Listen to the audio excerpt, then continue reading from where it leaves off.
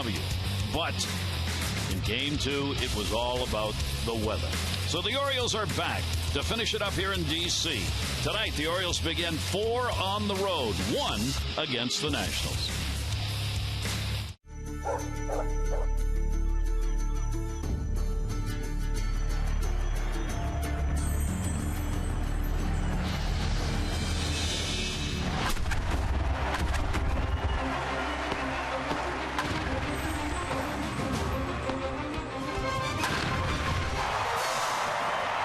The Orioles on Masson, and what was supposed to be a day off obviously isn't, as the Orioles had the rain out here in D.C., and now they are back to finish up the series against the Nationals with this one game tonight.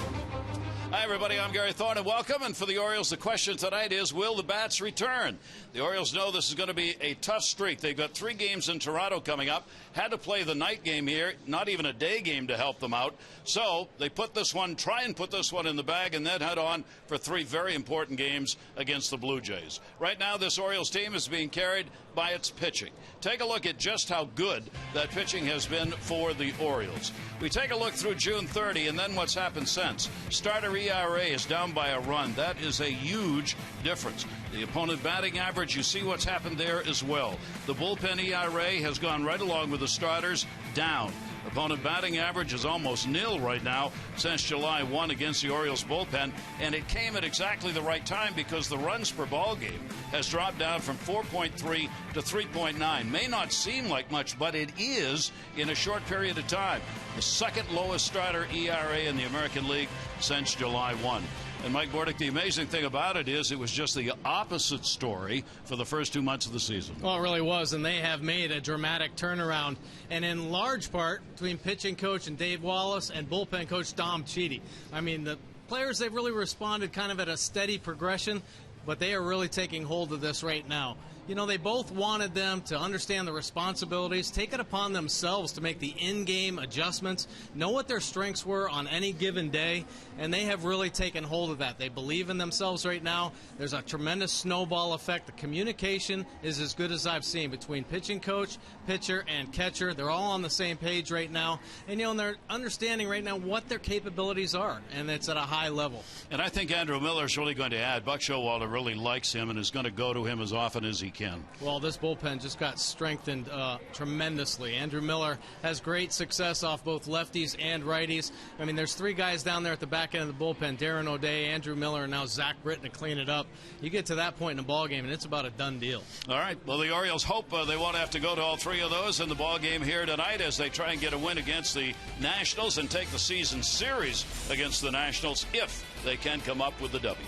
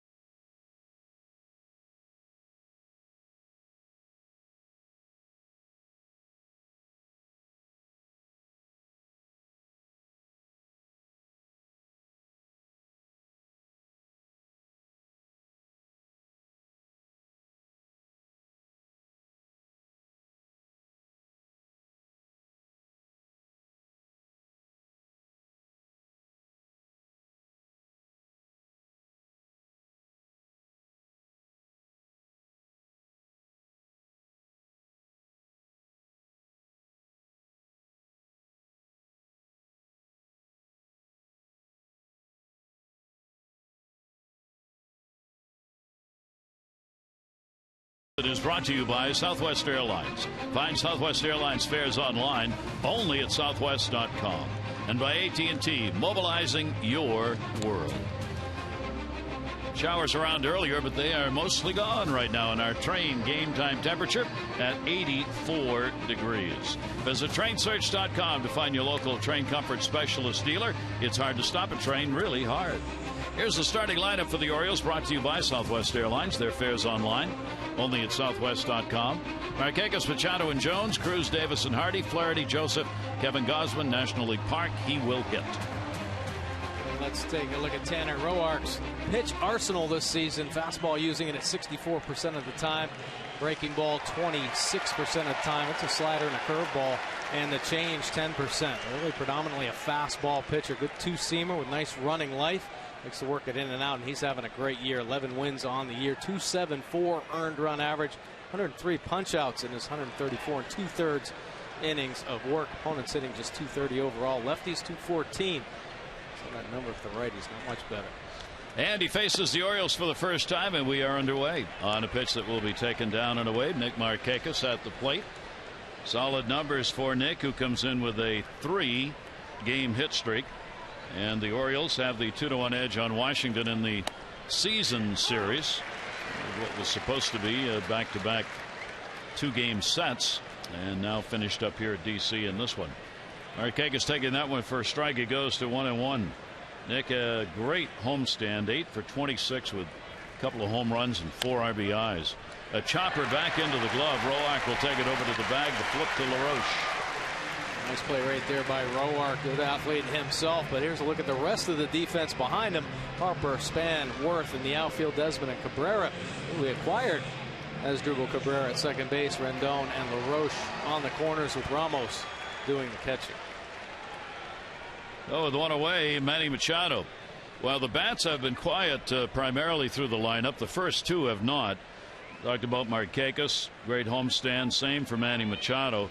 Machado going 10 for 26 with a homer and 3 RBIs in the homestand. So the top of the order, the two of them have really been hot at the plate, but not the rest of the lineup.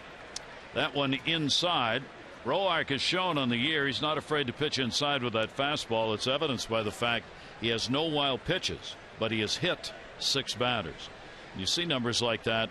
That means that's not about somebody who's wild. That's about somebody who's finding a way inside and telling you better not be leaning over the plate. That's right. I mean, we've seen the Orioles pitchers really have success with that type of philosophy. Run that two-seamer in there, move a hitter's feet, and it opens up that outside corner. Ground ball, that'll head to third base. Rendon's got it over to first. Nice play by LaRoche, who had to pick that on the back side of the bag for the out. And there are 2 away. Roark on the season has been a fly ball pitcher.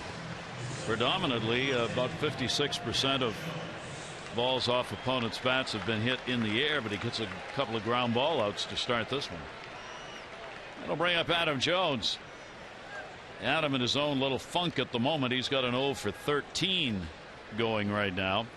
Average dropped down to 284. Still low. Great numbers on the year with the 21 home runs that Adam has put up. He and Nick Markakis continue to be the leaders for the Orioles when it comes to hits and among the top 10. And that breaking ball will be their first strike. Roark's going to flip that occasional breaking ball in there, but primarily works the fastball in and out. Likes the back door to the righties. Getting ahead on Adam Jones. Adam 8th in hits in the league. Altuve has been on top virtually all year. What a season, a consistent season Altuve has had in Houston. He's got 155 hits to lead the league. Adam at 128. And the pitch, swing and a miss. And again, he showed us a little breaking ball there going down and away. So looks like scouting report is he'll go after pitches out of the strike zone down and away. Well, seems pretty familiar. I mean, he's seen his share of sliders down and off the plate. And if he continues to chase, they're going to keep trying to hit that spot. So they try to get ahead and then go to work. You saw the pitch track right there. Everything down in the zone. Then comes in and tries to sneak a fastball by him. Couldn't do it. Well, if there's a ballpark Adam's going to come out of a funk in, this should be it. Well, he's hoping that he can really get his bat going here. Hitting .382 in his career at Nats Park. There's some other good hitters on that list. Polanco, Stanton, Ramirez, and Guzman. But Adam Jones loves it. He's had 5 home runs here in this ballpark as well. Delivery to him, and that's going to be up high. Roark has walked 29 in 134 innings and 103 strikeouts. So he's got a good strikeout to walk ratio and a good walk per innings ratio. His ERA is 10th in the National League. Jones will lift that one into left field. It's going to stay up, though. Harper's right there.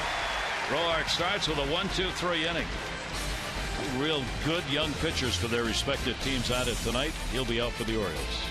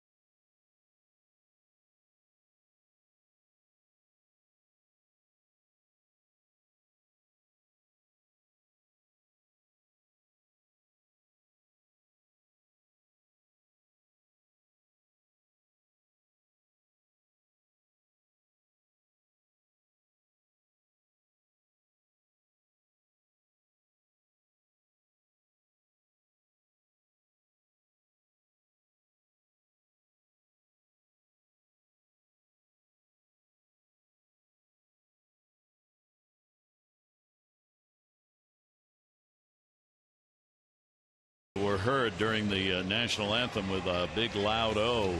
Let's take a look at the starting lineup the Orioles and Kevin Gausman will face tonight.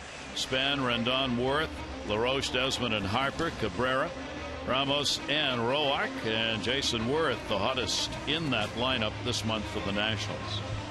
And take a look at Kevin Gausman's pitch arsenal this season. The fastball 69% of the time. Pretty big number there, but it's a great fastball. Breaking ball only 7% of the time. And a real good change. Now, circle change and that split finger change that he uses quite often. Nice fade action on both. 10 starts this season, 5-3 record, 3.70 earned run average, and it keeps coming down. 37 strikeouts in his 56 innings of work. The 21 walks. Opponents hitting .261, lefties .264, and the righties .256. And he will be making his second career start against the Nationals. Suffered a loss in May of 2013 here in D.C. Gave up 7 runs, 3 home runs, both career highs that he gave up against the Nationals in that only game. So an 0-1 record against them. Manny Machado's already moved in at third base as Denard Span will stand in, speedster, in the leadoff spot. And he will take the pitch up high for a ball. Span has been on fire for this team. Great at the top of the order. You see his batting average up to .294. Real high on base percentage, .352. And if he gets on, he can steal some bases. He's got 23 of them on the year to lead the Nationals in stolen bases. Span with a real good eye. He takes a lot of pitches, forces pitchers to throw strikes before he goes after them. So you got to come to him, and he's got it in his favor right here as the count goes to 2-0. Machado stays a step in on the grass at third base, and Span looking. It's close but not quite, and the count goes to 3-0 on Span.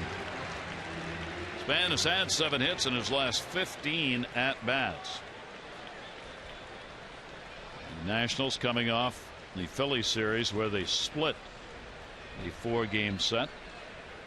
Orioles coming off a good homestand. It takes it all the way. It is in. Orioles ended up 4-2 in the homestand. They hit only .203 as a team. How about that? And won 4 games. At homestand they averaged 2.8 runs a ball game, but the team ERA was 2.2. That's how you do it. 3 ball, 1 strike count. Osmond's pitch hasn't swung the bat yet. The count goes to 3-2. Well, nice job by Kevin to get back into this count. I mean, we saw him kind of lose his focus in his last start after retiring 14 batters. He had 3 consecutive walks. So they're falling behind, but right back in. You see the Nissan pitch track just missing that outside edge on the first 3 offerings, but right back in the zone the next 2. So Span, 3-ball, 2-strike count, and he goes after it, pops it up. Third base, Manny Machado. Manny in foul territory, he's got it, 1 away. Let's take a look at the Orioles defense behind Gausman tonight. Cruz out in left field, Jones center, Markakis back in right, Hardy and Flaherty up the middle, Machado and Davis on the corners, and Caleb Joseph behind the plate. Aubrey Rendon up, hitting at .280, 14 home runs, 62 RBIs. Obviously is having an outstanding season for this team. You were looking at 2 division leaders going at one another. Washington has a 3.5 game lead over Atlanta, while the Orioles have a 3.5 game lead over Toronto. So Matt Williams' team, Buck Showalter's team, same distance between themselves and the second place team, and folks have said, what if? Who knows? Yeah, it'd be pretty exciting. Get these 2 matched up. You never know. 0-1 the count, and the pitch will be taken inside for a ball. 1 ball, 1 strike count. Orioles would love to have had this be a day game for obvious reasons. That 3-game series in Toronto starts tomorrow night. This was supposed to be a day off, and not just enough to lose a day off, but to play this night game hurts. That'll go to left. It's playable. Run down by Cruz. Rendon is retired on the line drive out, and they're 2 away. Take a look at our Jeep Inside the Numbers. You look at Kevin Gausman, career as a starter now. The first 8, it's a little rough for Kevin. Thinking he could get away with that heat and blow it by people. Well, he learned a quick lesson. He's made the adjustments. Last 7, 3 wins, 3.69 earned run average, 0.23 home runs allowed. So he's keeping that way down. Opponent batting average has dropped to 269, and a good whip as well. So learning on the go, and he is certainly a student of the game. I was talking to Dave Wallace about him today, and he said it's unbelievable how much video and studying he looks at, not just before his own start, but every day. He watches how his teammates pitch, tries to pick things up from their tendencies and hitters' tendencies. And I'll tell you what, there's a great instructor right there to help him along the way. Only 23 years old. Really a guy the Orioles look to be at the top of their rotation. Worth at the plate, playing in right field. Jason Worth with that .278, 12 home runs, and as we showed you, a great month of July against the Orioles. Worth 3 for 13, 2 home runs this year, and 3 RBIs. And he will take the pitch outside for a ball. And Kevin Gausman goes to 2 balls and 1 strike. 2 really good ball clubs who both have strength all the way around. Matt Williams, the Nationals manager, talking about the Orioles, he said they're a complete team. See, they come at you from many different directions. Just depends on the day you play them as to what's going to be their dominating part of the game. And Buck has great respect for Matt Williams, who played under him, of course, when they were setting up ball club in Arizona. These managers friends and know each other well. Worth with a 2-ball, 2-strike count. Gausman delivers to him a little breaking ball hit against the shift, and he's got a base hit. Flaherty had been moved around, playing him to pull, and Worth got just enough on it to shoot it through where he wasn't. And Jason Worth staying red hot, and you see why he's picking up all these hits since July 1st. Yeah, a pretty good fastball down and away, but he stays on it. Doesn't overswing, just gets the bat head on and shoots it through that shifted infield. Ryan Flaherty, a nice diving attempt. Just past the effort. There's the first hit of the ball game, and it will bring LaRoche up. The first baseman, Adam, has faced Kevin Gausman only once and hit a home run against him. 1 for 1. LaRoche has had a struggle here in the month of July. Batting average fell off. Pitch will be taken down low. Nice stop made by Joseph to hang on to that one and hold the runner. So LaRoche is one of the bats the Nationals hope heats up now. Yeah, and he's hoping he can get a couple pitches in the power zone. Pretty big power zone. You make mistakes over the heart of the plate, and he's going to do some damage. So he's looking up middle. LaRoche has picked up 3 for 11 so far this month after hitting just 172 from July 1 forward. Throw over will get the runner back. Worth back on the bag. This Washington team, they have stolen on the season 63 bases. You compare that to the Orioles with less than half that, 30. So Washington a lot more running than what the Orioles do. LaRoche with a 1-0. Shift on against him, playing him to pull. Pitch will be taken inside for a ball. And here in the first inning, Kevin Gausman working behind the hitters as he tries to find that strike zone. Yeah, he is a little bit inconsistent right now. He got back into it in the first batter with Span. Of course, the quick second out to Rendon, but they're trying to be real careful to LaRoche. He's got good power. Yeah, maybe that home run kind of stuck in his head a little bit right now. 2-0 count with 2 down. Runner off first, fouled away.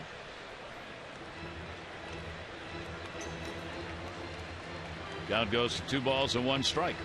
On the road for the Orioles starter, Kevin Gausman 1-1 with a very good 2.86 ERA, 4 road starts this year.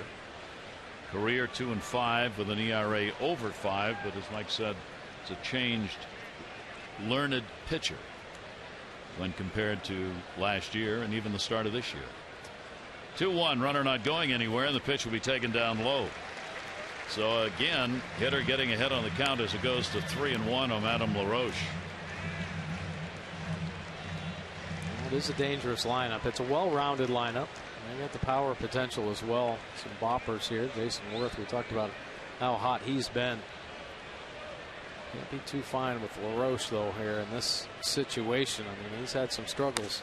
That one's going to be a base hit into right field. Markakis over, making the turn. Worth never hesitating. He'll go to third. So LaRoche delivers the base hit, and with 2 down, the Nationals cover the corners.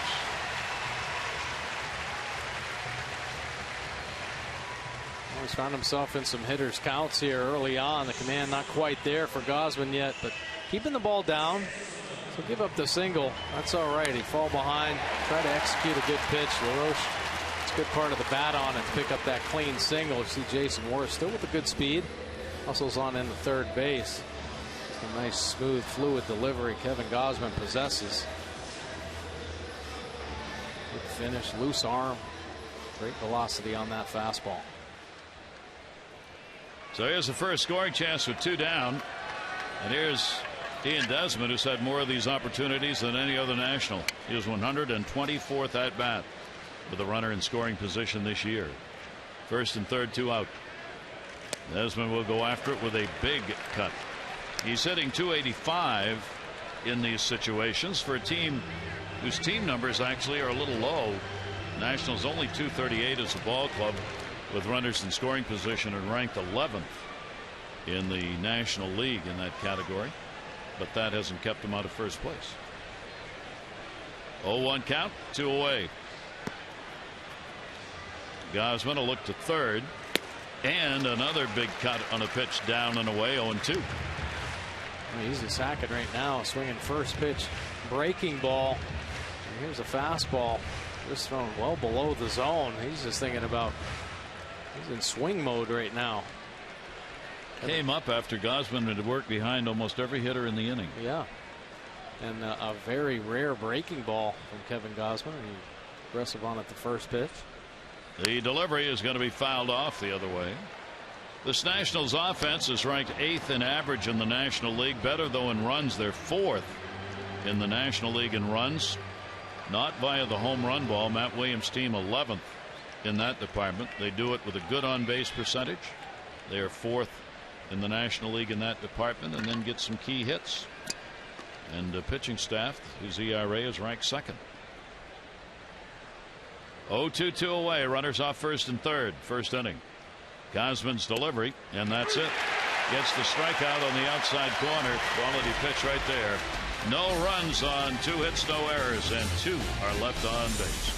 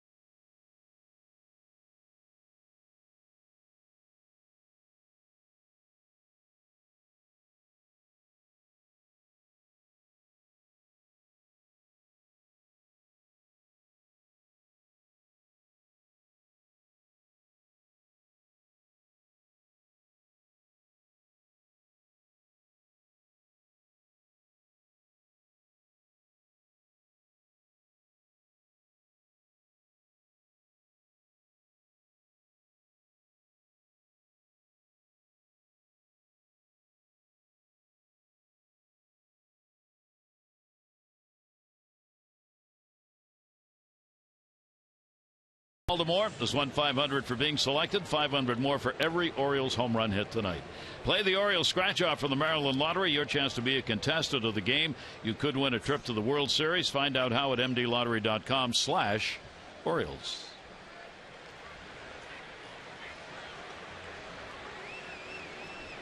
Beautiful night here in D.C. Summer evening. Very little breeze in the ballpark. Fans still coming in. Real good crowd on hand. A lot of orange. It's the orange and the red. Cruz will lead it off. Davis and Hardy here in the second inning. Cruz coming in with a homestand where he went 1 for 21. Pops it up first base line. LaRoche going over. And makes a nice catch. Just kind of meandered under that one and had enough room to do it. Now when you're struggling, it stays in the park. And LaRoche takes away an extra opportunity. When you're going good, it finds a way to get in the stands or the first baseman trips. Right. And that is the way of it. Comes Chris Davis. Chris also struggling here at the plate. That average at 194. Chris had an 0 for 8 in a homestand, and he's 0 for his last 15. Shift on, and he'll foul it against the shift down the line the other way. So those were the biggest funks back to back to back. Adam Jones, Cruz, and Davis. 0-1 delivery, and Chris will take the fastball away.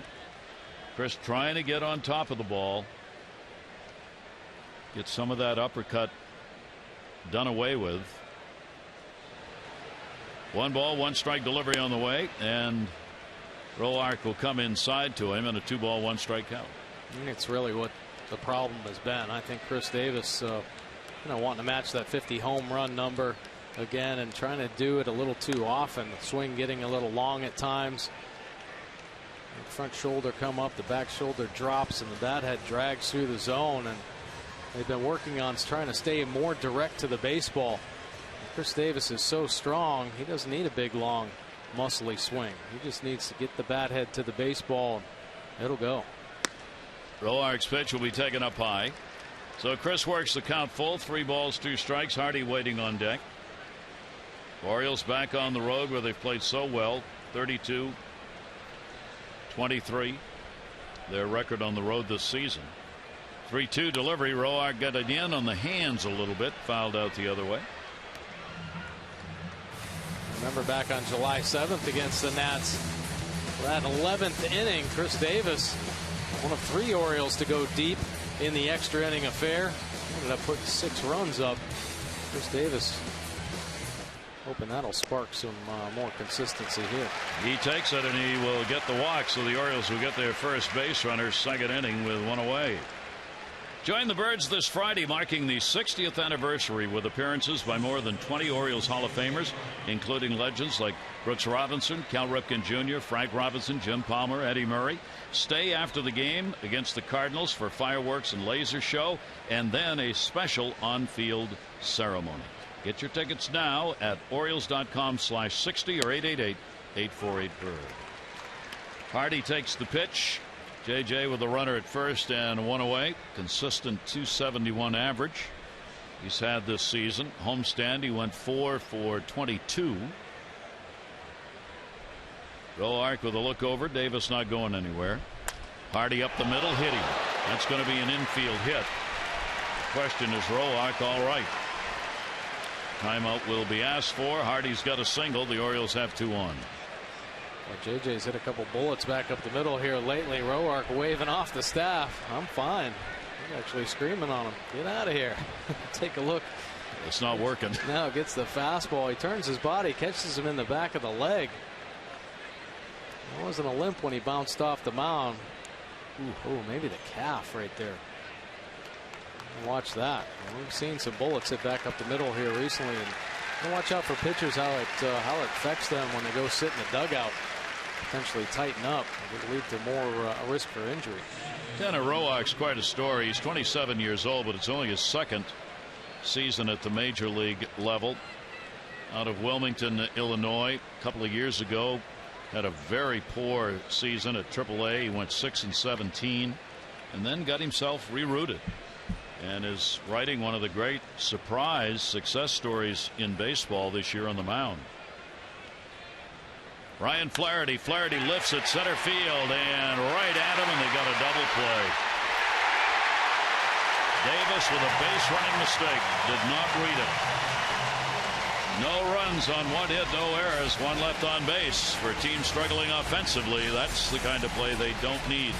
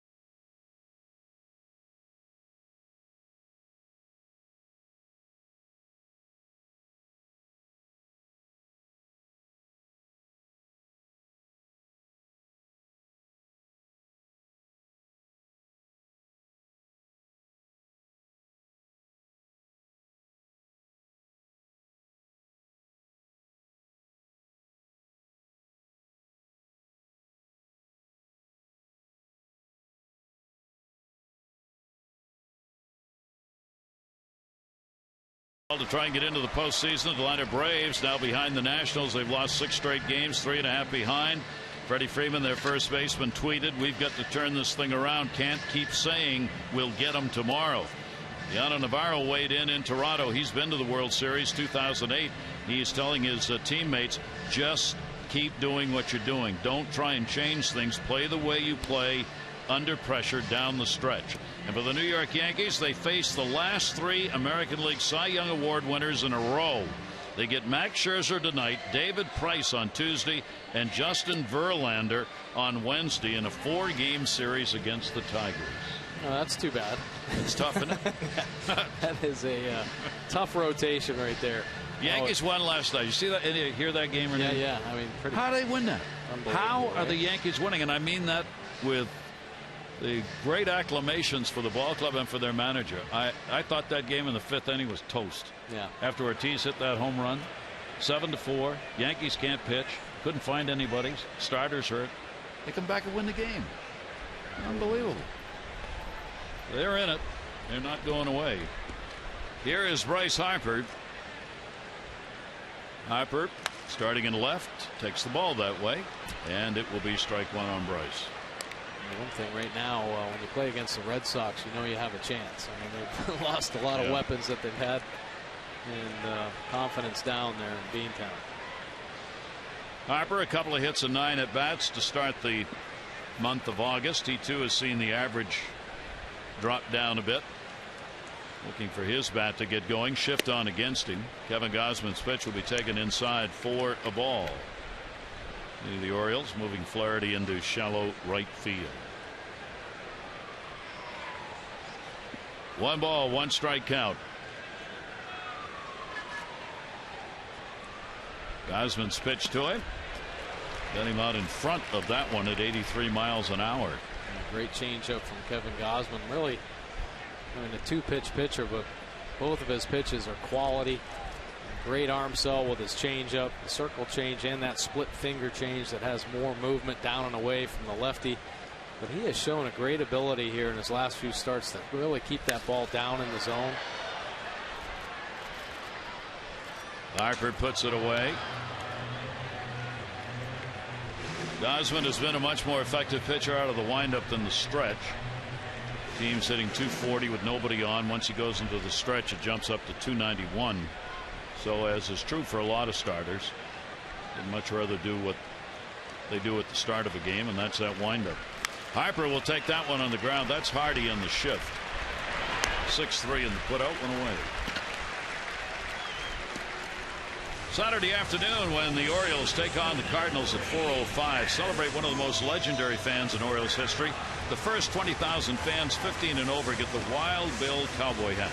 Rekindle the roar from 34 as the postseason heats up the yard. For tickets, Orioles.com or 888-848-BIRD. Well, there's the newest addition to the Nationals lineup. They get Cabrera from Cleveland, Asdrubal Cabrera, a veteran, switch hitter, playing at second base. Gausman's delivery to him will be taken for a ball. Cabrera against the Orioles this year has an 0 for 5 playing with Cleveland, but he's been a good hitter against the Orioles pitching. 307 career average with 6 home runs against the Orioles. 1-0 pitch to him. Cabrera takes it on the ground. That's Flaherty. 2 down. Look at a change up at the bottom of the zone.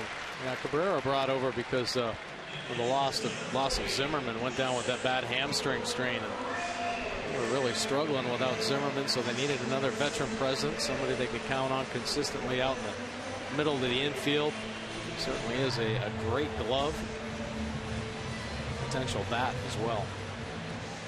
Gausman gets the first 2 outs here in the second inning. Ramos coming up, their catcher. He's done most of the work behind the plate. Big average at 290 with the 3 home runs and 25 RBIs. He'll take that one in the air, right field, hit it hard. They're both looking way back. Goodbye, home run. First pitch seen. Ramos drives it, his 4th home run, 26 RBI, and a 1-0 Nationals lead. Well, a couple of these Nationals hitters have a game plan to attack early off Gausman. This stance way off the plate. He got a fastball up and out over, and he did not miss it. Take a look here on the pitch track. It leaks back over the middle, and he covers this baseball. I mean, this park plays big to right center. He made it look small in a hurry there. So big home run with 2 down. Kevin Gausman's only given up 3 of those. Pitch is taken for a strike. Roark, the pitcher, at the plate, and boy, you really hate giving up anything to the number 8 hitter in the National League, because you got the pitcher waiting on deck. It's a guy you want to get out, but you don't want to give him anything special, especially with 2 down and the pitcher waiting. So Roark gets his at bat here. He has had 5 hits in 39 at bats, all singles. He will foul that one off, and the count goes to a ball and 2 strikes. Yeah, in some ways, hitting in the 8th hole in the National League, as you look at his hit speed, 100 miles an hour off the bat of Ramos. Probably one of the hardest positions to hit in the lineup with the pitcher behind you, because very rarely do you get a fastball to hit. 1-2 delivery on the way, and that'll be a swing and a miss. So after surrendering only 2 home runs at his previous starts, he gives one up here in the Nationals on the Ramos home run at the lead.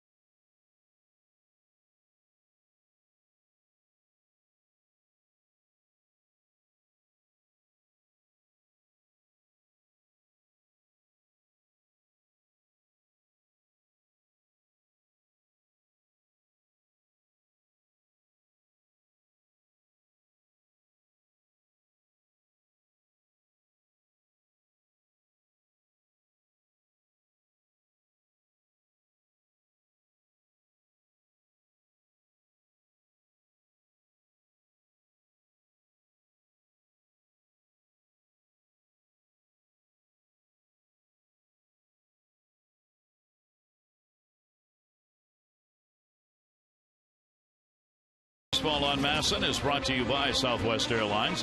Find Southwest Airlines fares online only at southwest.com. And by Luna.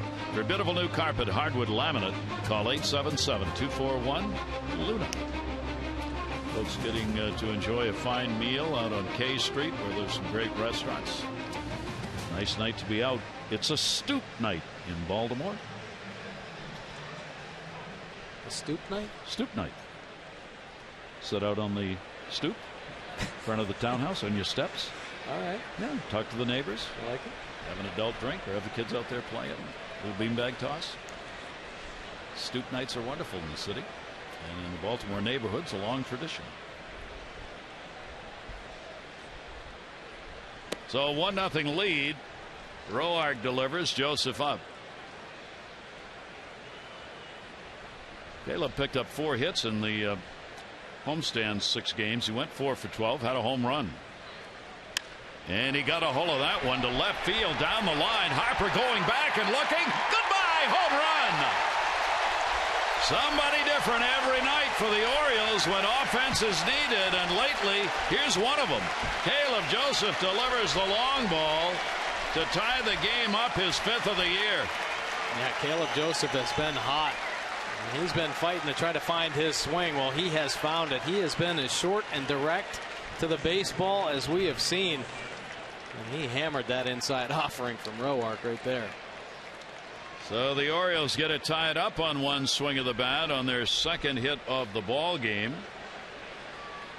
Roark's delivery here is down the line and a foul as Kevin Gausman's going for a hit. Take a look at Caleb Joseph's swing. Now the 2-seam fastball misses his spot, runs back over the inside part of the plate.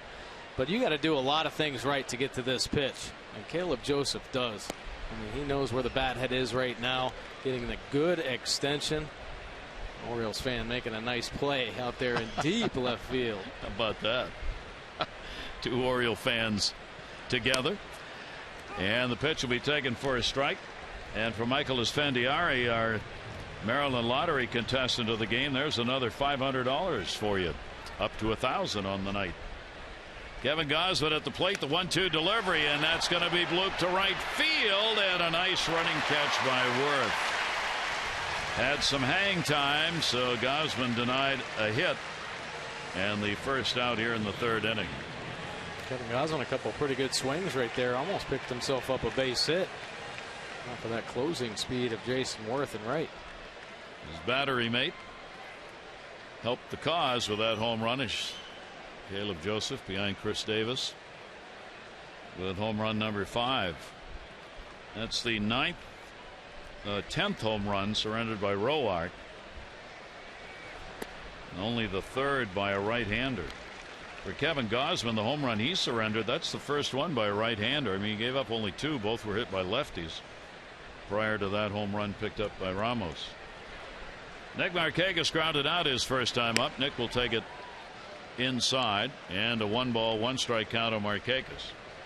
Well, Roark has a pretty good life movement on his fastball, but it stays on the same plane most generally. And if he misses his spot as he did to Caleb Joseph, he wanted outside. That'll work back over. Jammed him on that one. Rendon's got it. Markakis is out. And there typically won't be a lot of sink in his ball. If you can get it down in the zone, there might be a little bit more sink action, but if it's elevated, same plane is very dangerous.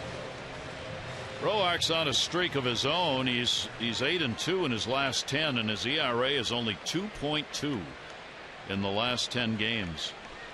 He's allowed 1 run over 7 innings, 4 straight starts. 1 run, 7 innings, 4 consecutive starts. That's pretty amazing. It sure is. Great consistency. And Manny Machado will look at a pitch. It'll be called for strike 1. He grounded out his first time up. 2 down, a run in here in the 3rd. Tie the ball game up for the Orioles. Machado on a breaking ball that's going to miss outside. 1 ball, 1 strike. 27-year-old's record is 18-7, combining last year and this year at the major league level. That one off the end of the bat will go to short. Ian Desmond bobbles it. And on Manny Machado. Well, that'll extend the inning as Desmond commits the error, our first of the ball game.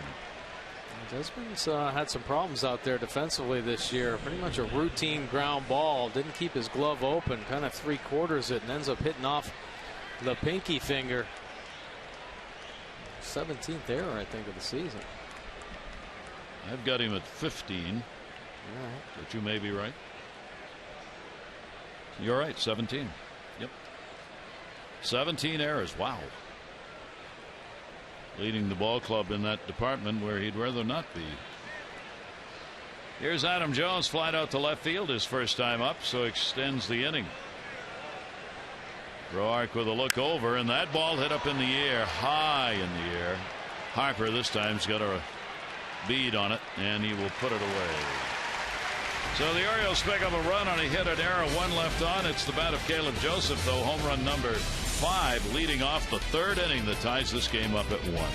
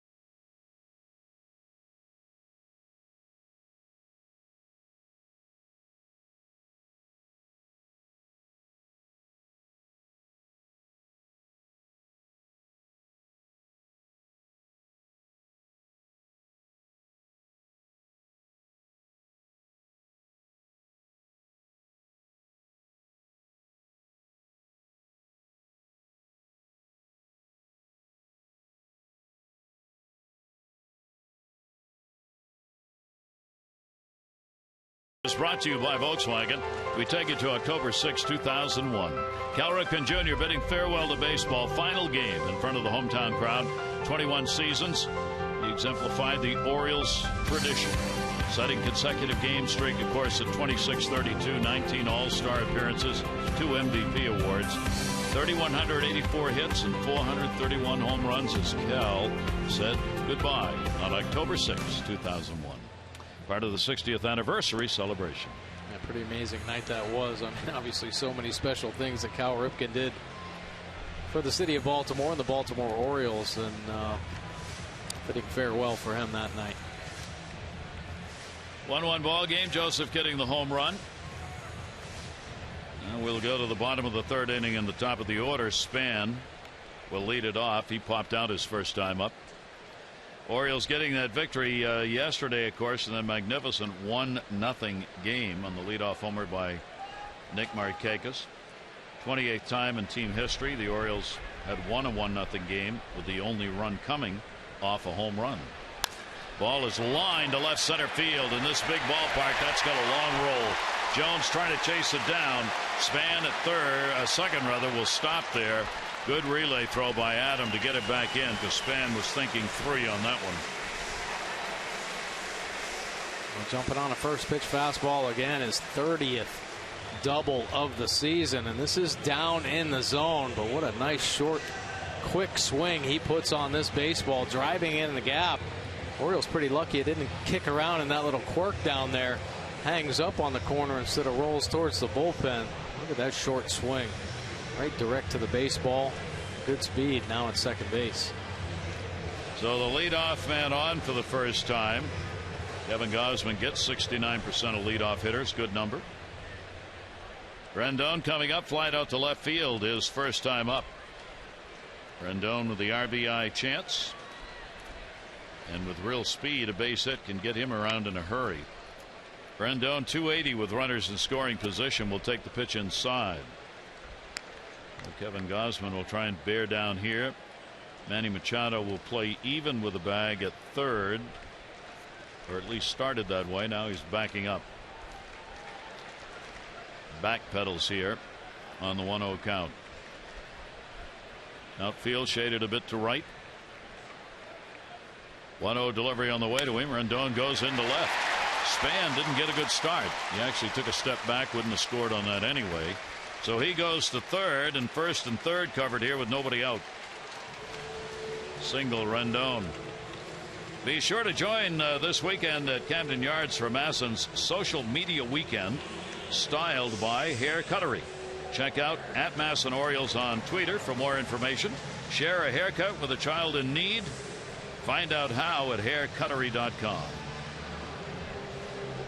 You know Twitter? You still tweet on Twitter, apparently. First and third, nobody out. Is Worth coming up? Big chance here. Worth hitting .314 with runners in scoring position, so they've got the guy they wanted at the plate with a chance for a big inning in the third. Infield double play depth for the Orioles. 5 hits for the Nationals. And Worth will take the pitch down low for a ball. Joseph with a stop on it. Nice block right there by Caleb, but good speed on the bases right now. Span, of course, that leadoff double over at third base. Rendon picking up the clean single. He has 11 stolen bases on the year. Of course, Jason Worth still runs pretty good himself, so it'll be tough to double up. Worth with that base hit in the first inning was stranded at third. 1-0 delivery by Gausman. That too is going to miss down low. Kevin just not working efficiently against hitters tonight. He's been behind them for all 3 innings. Not getting first pitch strikes and then falling behind 2-0, 3-1, 2-1.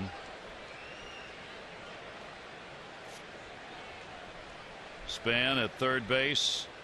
Rendon at first. Here's the 2-0 delivery, and that too will miss, and the count goes to 3-0. Really seems to be trying to force the issue right now. I'm driving some balls down and out of the zone. Pitching coach Dave Wallace looking on. Kevin Gausman's go-to pitch, that spot down and away with his fastball. Pretty much money when he gets in trouble there. Having some problems right now locating that spot. Wouldn't be surprised to see a green light right here. Worth waiting on a 3-0. And he does. Goes to center. An atom ball. Runner tagging. Span takes off for home. He'll score easily. Throw comes into second. Side fly for Worth. And a 2-1 Nationals lead. And that's able to answer right back. A couple pretty good at bats back to back. Now the green light. Jason Worth pick up that second run. And sac fly. Worth gets his 62nd RBI of the season. Rendon had to stay at first base. That'll bring LaRoche up. LaRoche had a single, the cleanup batter, picking up the base hit his first time to the plate. Caleb Joseph had a long talk out there with Kevin Gausman. He's going to get him settled down a little bit. A couple deep breaths right now. Kevin's really done a nice job of keeping himself composed on the mound, but some command problems here in the early going. Caleb Joseph trying to get him back on track. One pitch away from getting out of this inning. One down. Infield plays him to pull. Throw over. Rendon back to the bag. Joseph has thrown out 50% of base stealers this season against Kevin Gausman.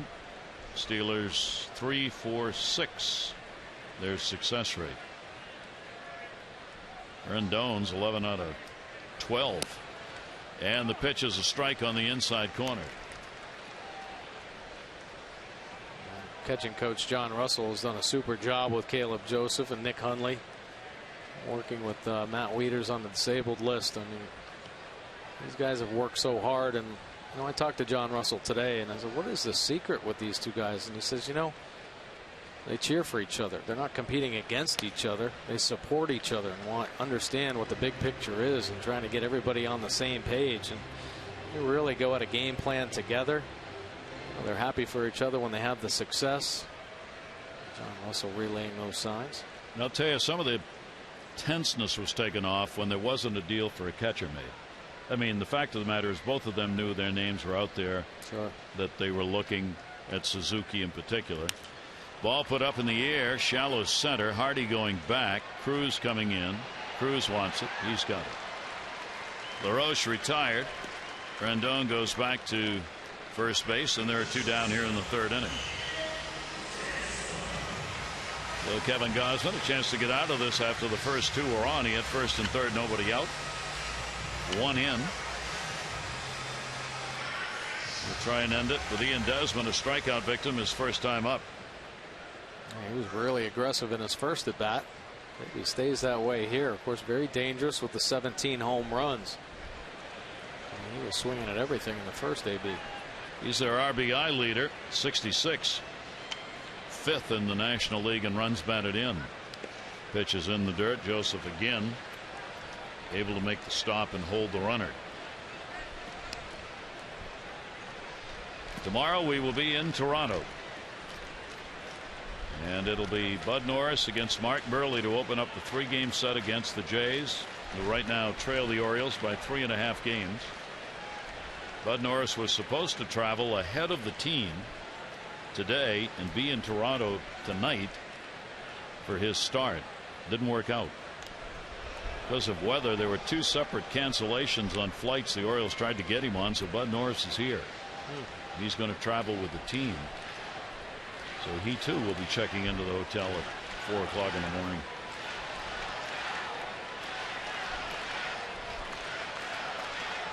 Desmond with a 1-0 count, 2 down. Rendon off first base. Rendon got a pretty good jump. He's thinking about going. He was measuring Gausman that time, seeing what kind of a running lead he could get, and he had a pretty good one. See Tony Tarasco, first base coach for the Nationals, in his ear about the times and maybe the ability to anticipate a little bit if Kevin falls into a rhythm. I'll say this, Caleb Joseph doing a nice job blocking some balls right now. Yeah. Rendon there. 2-0 count on Ian Desmond. Runner not going. Desmond will take it, and that is in there for a strike. And it will go to 2-1. Desmond taking a long look down to third here with a 2-ball 1-strike count. One would think primarily checking to see if the runner is going to be going or not. I wouldn't be surprised if Rendon has the green light anyway. I can't see them putting any kind of special sign out for Desmond other than hit it as hard as you can. Strike on the outside corner. 2-2. A couple back-to-back quality pitches here. Take a look at the pitch track. See the third pitch down and away. Fourth pitch just above it, but right on the outside corner. That's how you get back in the count. Coming off a win against the Angels, 7 innings, 3 runs, 3 hits. Kevin Gausman with 2 away, 2-2. Desmond 2 for 13 against the Orioles this year, including a home run. And Desmond will chop that one to short. Hardy will go to second. Flaherty's there, force out. But a inning for a lead. A run driven in, sac fly Worth. Span started it with a double and scored. 2-1.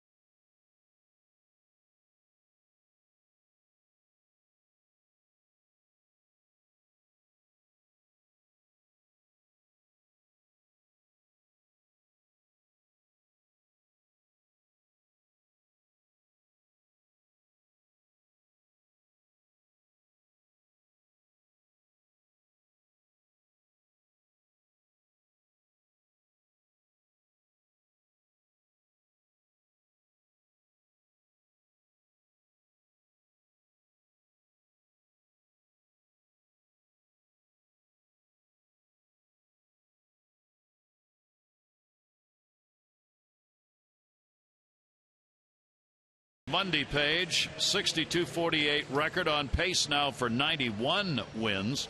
Wasn't so long ago where the pace of the Orioles was about 84. Now leading by 3.5. And Chris Tillman yesterday, no walks in that win versus Seattle. The previous game in which he did not walk a batter was on June 15 against Toronto.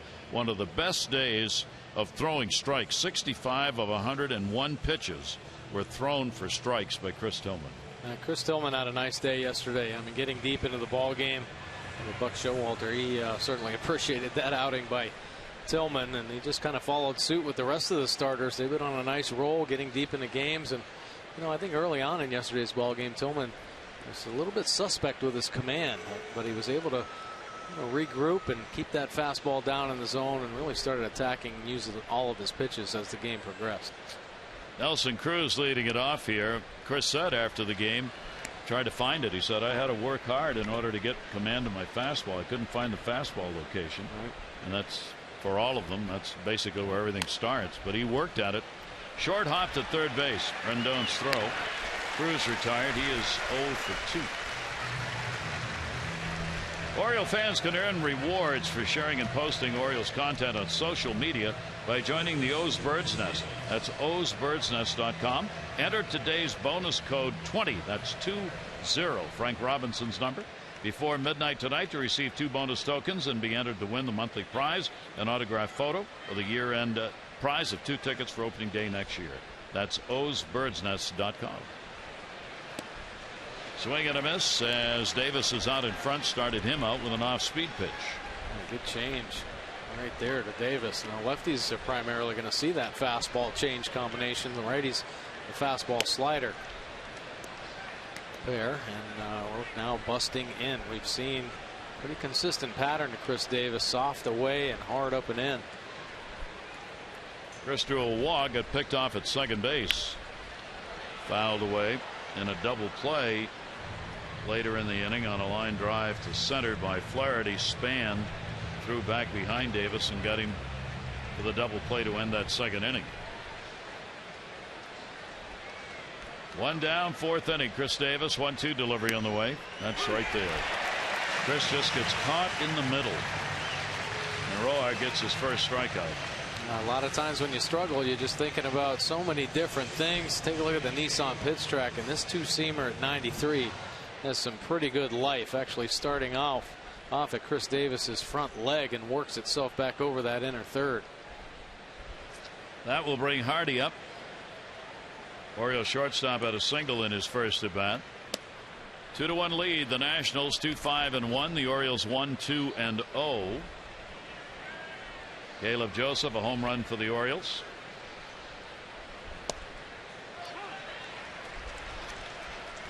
And a 1-ball 1-strike count. There is Caleb, who delivered his 5th in the 3rd inning. Hardy had a single. The other Orioles hit. Ramos a home run in the 2nd, and then the RBI on a Worth sac fly in the 3rd for the Nationals. Here's the 2-1 pitch to him, and a check swing. Did he go? They go to first. No. Paul Newart down there at first base. Young umpire Gabe Morales working behind the plate in this game. This is his first year. One of the many new umpires we're seeing around Major League Baseball. That'll be foul back off the screen. 3-2. When he falls behind, he just stays aggressive with the fastball and really isn't looking for the quality strike. He's just throwing it up there and hoping that just enough movement. He's had some success here in the early going. Headed over to the seats. Harper going over, and will not have a play on that. And the count will stay at 3 balls and 2 strikes on J.J. Hardy. The Orioles, with their victory in the ballgame yesterday, 4 consecutive series wins now. So they've won 19 series. They've gone 19-10-7 in series events. That one to right field. That's going to fall in. Chased down by Worth. Hardy will make a turn. Worth bobble, gets him back in time to hold him. So J.J.'s 2 for 2 in the ballgame. A 2-out single here in the 4th inning. What a nice piece of hitting right here from J.J. Hardy. Fastball right on the outside corner and stays on it. A beautiful piece of hitting right there from J.J. Hardy. Worked a nice at bat. Saw a lot of pitches. Picks up the single down the right field line. Well, that will bring Ryan Flaherty up. Flaherty that hit the ball hard. The span line drive though stayed up. First time up. Runner at first and 2 down. And a check swing and a foul ball back. Ryan's had some pretty good at bats here recently as well. Picked up a nice single late in the game a couple games ago to left field. A couple hard balls the other way. So I think making a conscious effort to really take what a pitcher is giving, not trying to do too much early in a count, use the whole field. Speed pitch, floating pitch right there that ends up high. 1 ball, 1 strike, and 2 down. J.J. Hardy with a very close to the bag lead at first.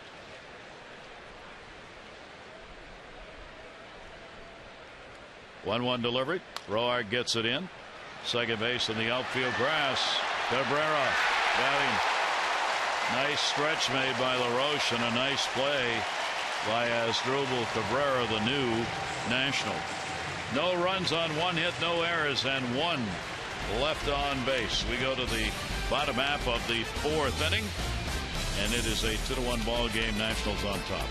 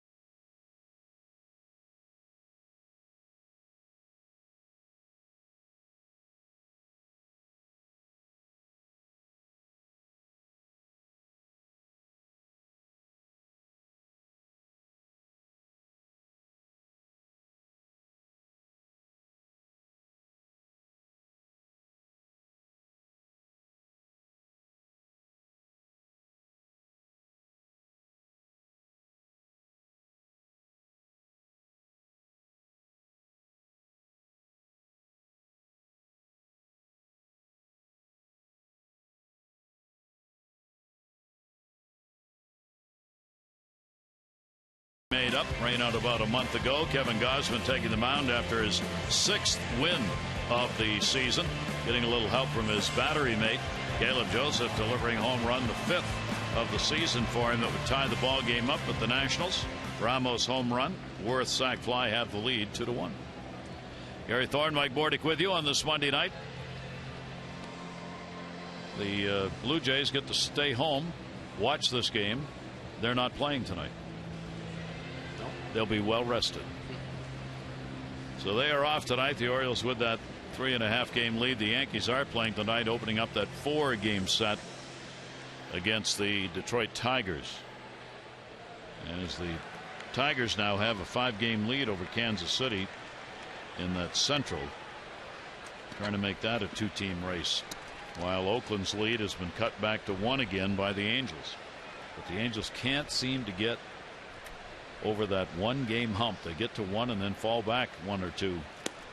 Kevin Gausman working here, and the pitch will be taken outside for a ball. Bryce Harper leading it off. He grounded out his first time up. Cabrera, then Ramos due up, shift on against Harper. And he'll take the pitch, and that's down low, and again a hitter starting 2-0. Harper does not have a hit against the Orioles this year. He's 0 for 11. In fact, he's hit only .212 against the Orioles in his career. The Oriole pitchers have held down this fine young hitter who has had to make up time this year because of injuries. 2-0 delivery to him. That's foul back. That's really been the major setback. Lost a lot of time with the thumb injury. And the Orioles got to see him when he was just coming off the disabled list. And really the timing hasn't been there. I mean, he swung the bat a little bit better here recently, but the power hasn't come back yet. They're hoping that he can really start getting the swing right and help this offense a little bit more. Hit only .228 in the month of July. 2-1 delivery to him. Kevin Gausman falls behind 3-1. Harper missed 57 games with that thumb injury that took him out on April 25. So Matt Williams had to juggle the lineup, and now being patient with him, continues to say, I have complete trust in Harper. He'll come back. It's just a matter of giving the at-bats he needs. 3-1 delivery, and Kevin Gausman walks him, and that's a leadoff walk here in the fourth inning. And this struggle for the young 23-year-old goes on, even though it's only a one-run difference. Time for fans to tweet their photo using hashtag #MassinFanPhotos for a chance to have it shown in a future broadcast brought to you by AT&T.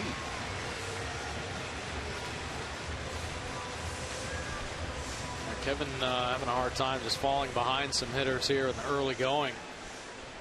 I'm trying to be a little bit too fine there, walking Bryce Harper to lead this inning off. Another tough start. Back-to-back innings now with the leadoff hitter on. Leadoff man Span double third inning and scored. Cabrera, Manny Machado in at third base. Cabrera grounded out his first time up. Did show bunt, takes the pitch under his feet right there. Let's see if Matt Williams plays this to try and manufacture a run here in the fourth inning of a 2-1 ball game. As Drupal Cabrera, playing in just his fourth game with the Nationals after coming over from Cleveland. Gausman's delivery, not bunting, and the pitch is a strike on the inside corner. Not much you can do with that pitch. 95 miles an hour down and in. You see some flashes of some brilliant pitches, and then just losing it for a little bit. He spiked a lot of balls in this ball game. 1 ball, 1 strike count.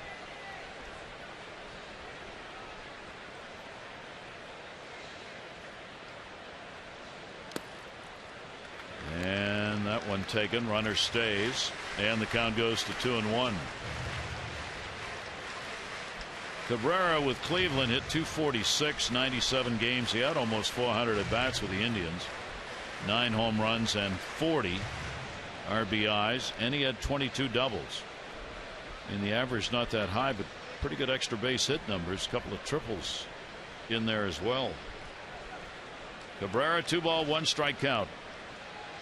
Harper off first. Kevin Gausman throws. Harper a little lean towards second on that one.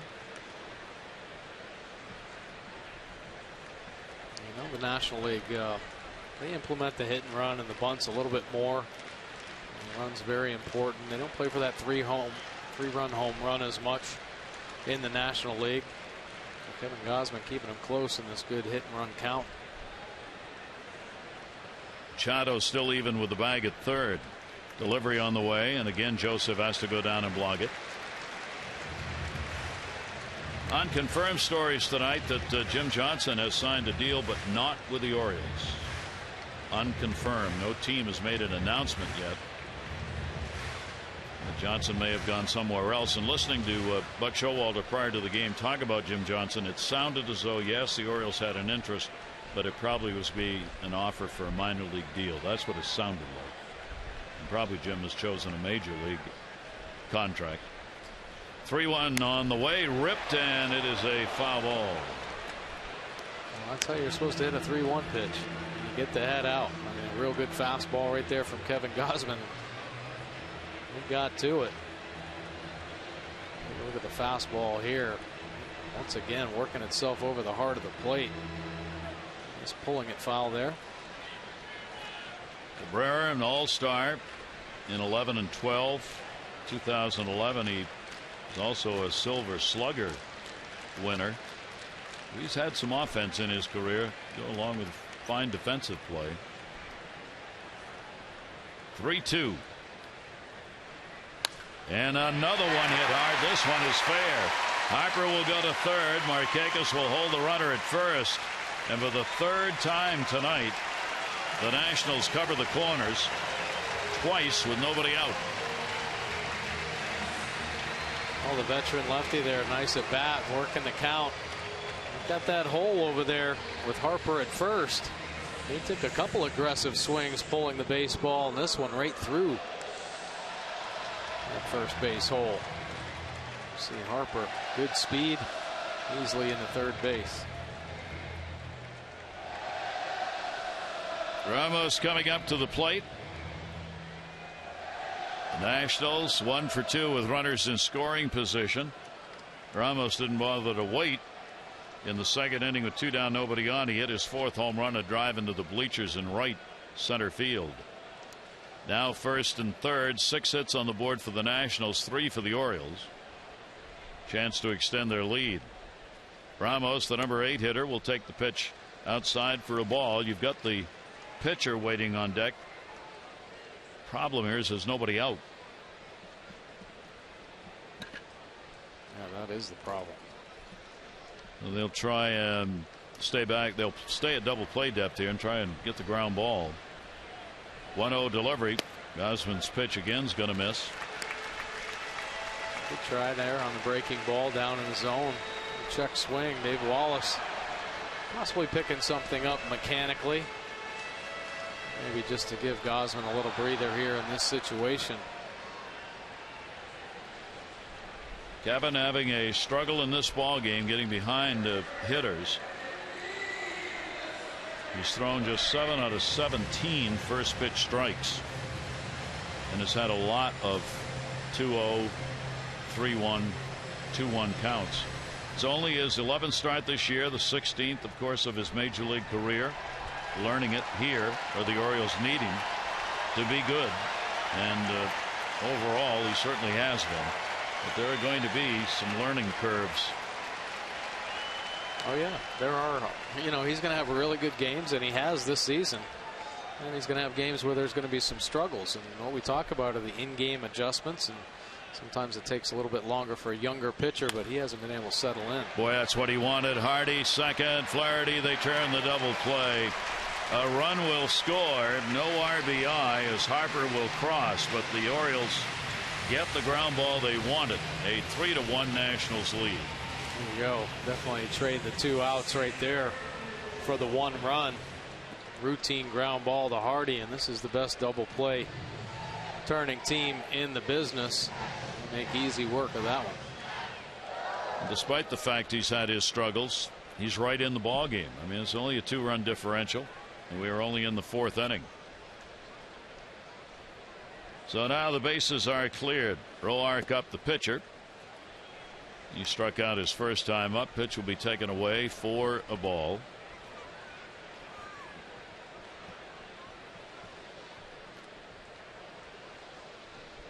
One-0 delivery. Opposing pitchers just taking all the way, and the count goes to 2-0. Right here, first couple of pitches, really working on trying to pick up that spot down and away. Kevin at 6. I'm sorry, Mick. Kevin at 66 pitches thrown in the ball game. Roark's delivery to him, bat on shoulder, taken for a strike. 2-1. Got a little help right there, but he needs to find that spot. Be consistent hitting that pitch down and away. Caleb Joseph going to it with the pitcher up just to make sure there's a time to really work on it. 3-1 on the opposing pitcher. Kevin just kind of turns away in disgust with himself.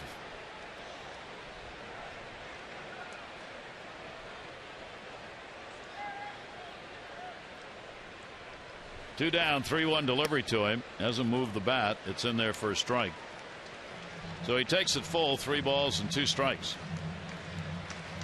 As we mentioned, Roark's put the ball in play this year at the plate.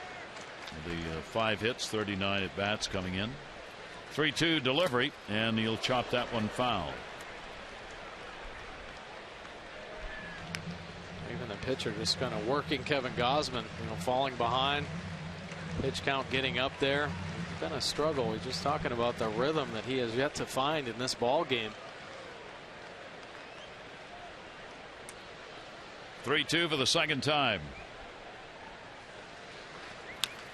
And a ground ball to short. Hardy, short hop, makes the nice play. So a run in on a double play ground ball. 1 run, 1 hit, no errors, nobody left on. The Nationals have a 3-1 lead.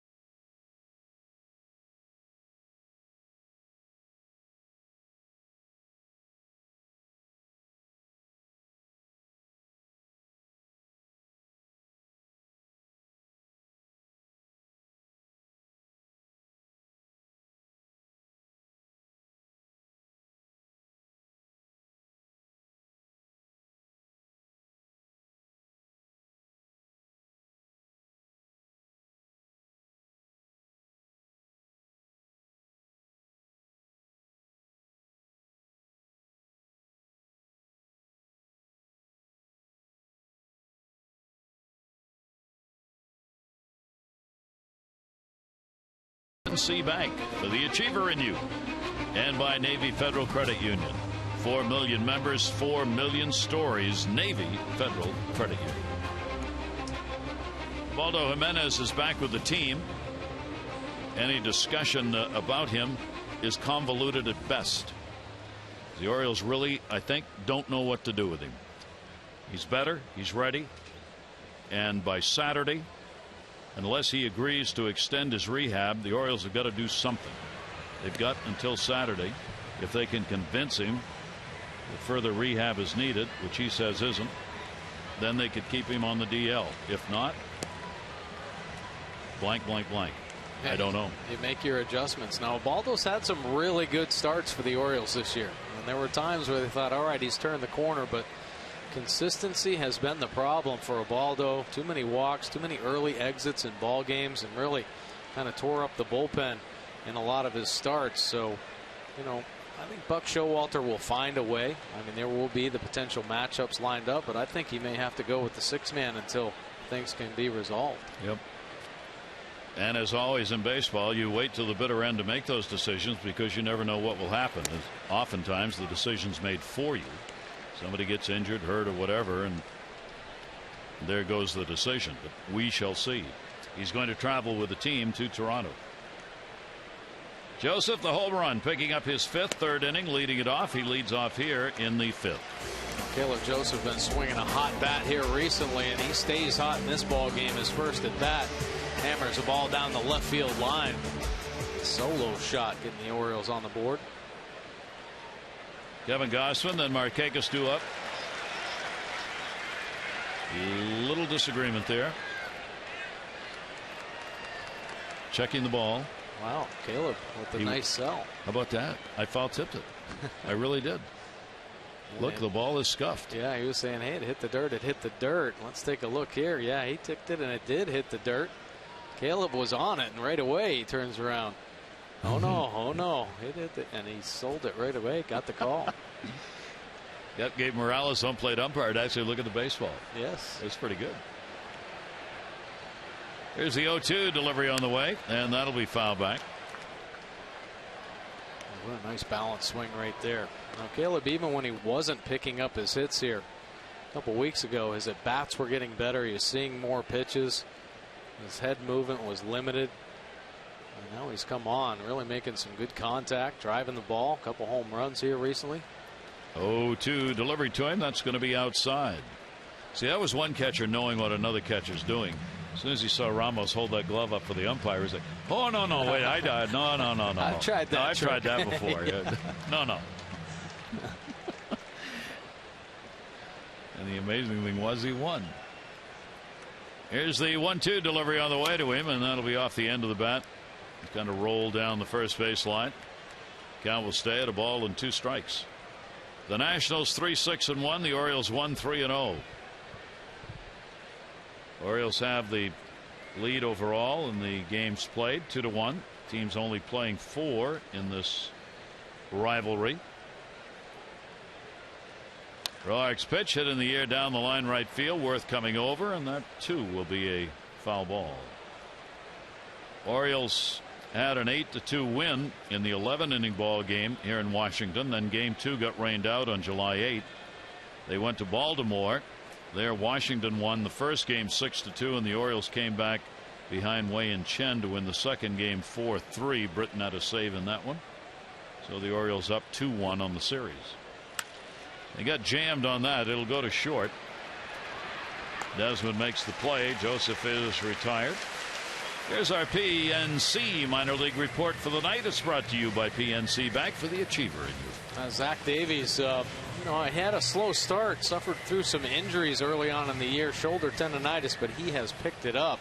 His last 9 starts, a 7-2 record with a 1.88, but last 2 starts strong as well. 2-0 record, 2.03 earned run average to 13 strikeouts, and he was the Eastern League pitcher of the week. Kevin Gausman with a cut at it. Gausman put a ball out into right field. His first time up. Kevin getting a chance at the plate here in the National League Park. Pitchers will be doing that again for the Orioles soon. Orioles go to Toronto to play the 3, and then they come right back home, and the Cardinals will be coming in. So the Cardinals will have a DH in the American League ballpark. Pitch taken down low. And a 2-ball 1-strike count. Roark, Gausman, and then Nick Markakis waiting on deck. A good crowd on hand here for this makeup game. And that pitch is going to miss. So the pitchers are kind of complimenting one another here. Gausman took Roark to a 3-2 count when Roark was hitting, and now it's a 3-ball 1-strike count on Kevin Gausman. And 3-2. I think Roark, after that first at bat, Kevin Gausman put a couple good swings on him, chasing him out of the zone. Take a look at the pitch track, all over the place against Kevin Gausman. Just catching the corner there. And got him. Twice Kevin tried to draw the walk by pretending to throw the bat away, but he didn't let go of it either time. Yeah, a lot of times that strike zone gets expanded when a pitcher gets up there. I think here in this case, this two-seam fastball appeared to run off the edge. Kevin Gausman, that's a ball, and he starts to throw the bat away, but call goes in Roark's favor. So Gausman back on the bench, and that'll bring up Markakis. 2 down, nobody on. Nick has grounded out twice. Roark's pitch to him will be in there for a strike. Markakis on the season series, 3 hits in 13 at-bats. Ballpark he has liked to hit in, a 301 average in this ballpark with a couple of home runs. 2 of the 4 he has in his career against the Nationals. Down the line, right field. It's deep. Is it fair? Goodbye! Home run! He's got another one. Nick Markakis right down the right field line where it's 335. Delivers his 10th home run and his 39th RBI. And the Orioles bring it back to within 1. Markakis hammering his 10th home run of the year. He's been on a little bit of a roll. Home run in yesterday's ball game down the right field line. Catches another one here on the breaking ball. Take a look at Nick's swing here. Breaking ball hovering up there.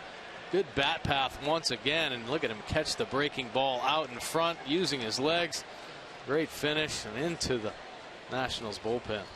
3-2 ball game, and that ball is going to be lined to left field. Harper gets it right off the blades of grass, and Manny Machado is retired. Michael Esfandiari from Baltimore, our Maryland Lottery contestant winner. That's 2 home runs. That's worth $1,000 plus the $500 for being selected. 3-2.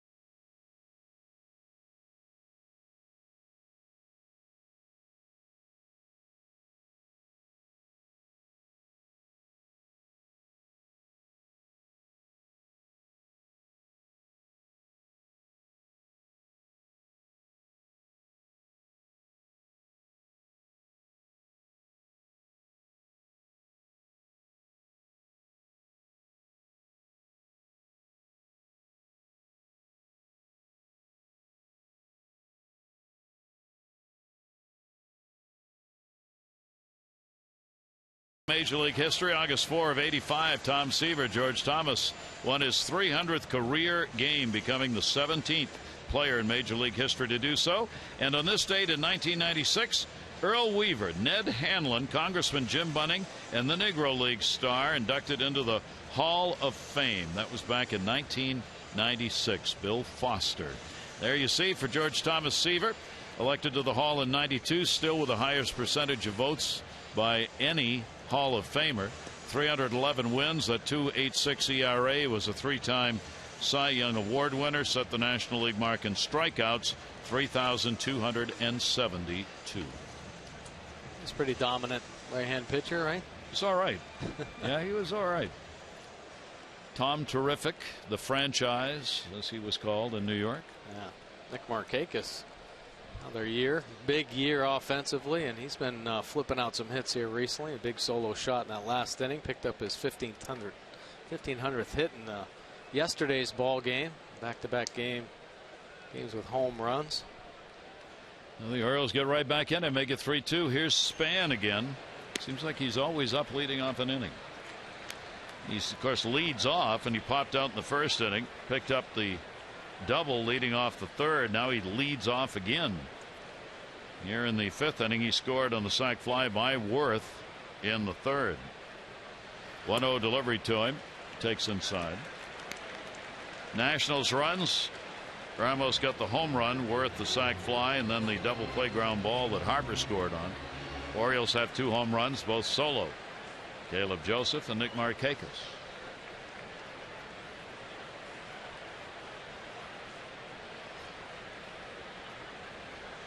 Gausman with a 2-0 delivery, and that'll be in the inside corner for a strike. Once again, finding himself falling behind a Nationals hitter. Work himself back into the count. Good fastball there on the inside corner. Counts at 2-1 on Span. Even with the bag now, Machado. Span, if you give him room, will lay the ball down. Anything to get on. 2-1 delivery to him. Whacks that one up the middle. He's got a base hit. He's got a hot bat. He's seeing the baseball. 2 for 3 in this one. And again, he's on. Take a look at Nick Markakis, our Antwerpen quote of the day. Nick said, "We're out here to win ball games, no matter if it's by 1 run or 10. A win is a win. That's the way we look at it. We'll get the offense going, just a matter of time. It's August of a long baseball season. We've got a great offense, and I believe in it. We'll get things going." Our Antwerpen quote of the day. Visit their facility, the new one on Route 32, Clarksville. All month they'll beat any competing offer on your trade-in. Hurry in today. And with that home run, Nick Markakis, 9 seasons with 20 or more doubles and 10 or more home runs. Pretty impressive consistency there. Rendon with Span, a threat to go at first base. Does not. Pitches down low. Once again kept in front by Joseph for ball one. A lot of balls spiked in the dirt here early in this ball game. Caleb Joseph working back there. Nice job keeping it right in front of him.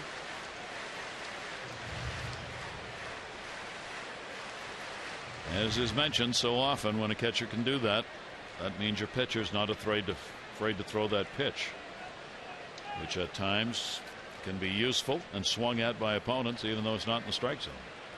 Runner not going again. The pitch will be in the outside corner. Count goes to 1-1.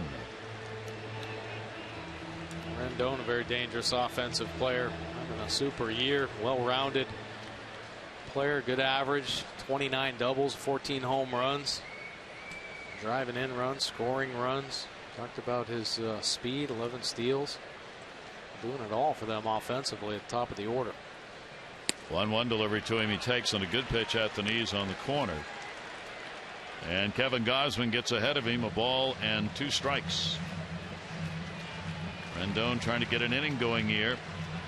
He's hit well here at home, 287. He's had 9 of his 14 home runs in this ballpark. Span has made no attempt to take off over there. Davis holding the bag.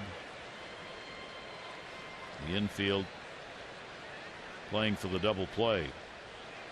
1-2 delivery to him. Rendon will put that one in the air to right. Nick Markakis, a long run, and the runner back to the bag. Good play right there. A nice job of executing by Kevin Gausman. A couple fastballs away to get ahead in the count. He has been so good getting back in there, setting up the outside corner and rushing the fastball in. Good two-seam movement. Good Rendon there.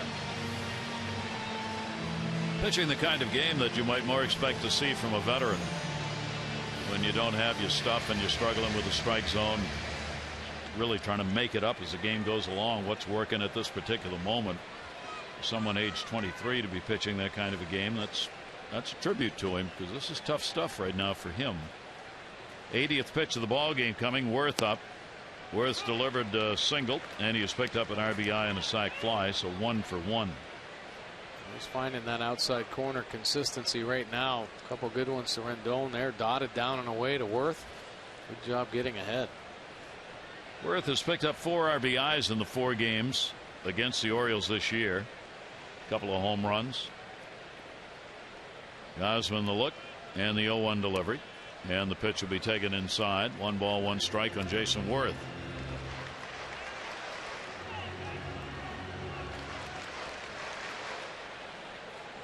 Orioles certainly would like to keep the bullpen use limited. You always do, but you're going into a 3-game series in Toronto. You're not going to get to till 4. Your starting pitcher tried to get there ahead of time, couldn't do it, canceled flights. You'd like to have a rested pen. Delivery on the way. Off-speed pitch is going to miss up high. 2-1. Well, you know he's not happy with his off-speed command. Usually that changeup, he can count on it. Working the bottom of the zone. He spiked a couple of them. He lost one to Worth down and in. And now even the breaking ball backing up and staying at the top of the zone. Rendon, their leader in runs scored, the leader in the league, in fact, was 78. He'll put that one in the air to right. Nick Markakis will come over near the line. In fair territory, puts it away. So a couple of fly balls to right after the leadoff single by Span. And there are 2 away, and Span still on at first base.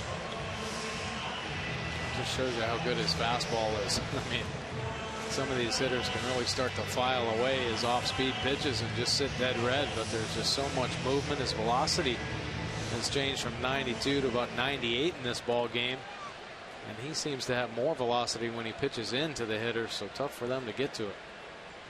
So that will bring up LaRoche, who has a single. Adam is 1 for 2. And the pitch taken for a strike. Adam's dad, Dave LaRoche, who had a pitch named after him, La Lob.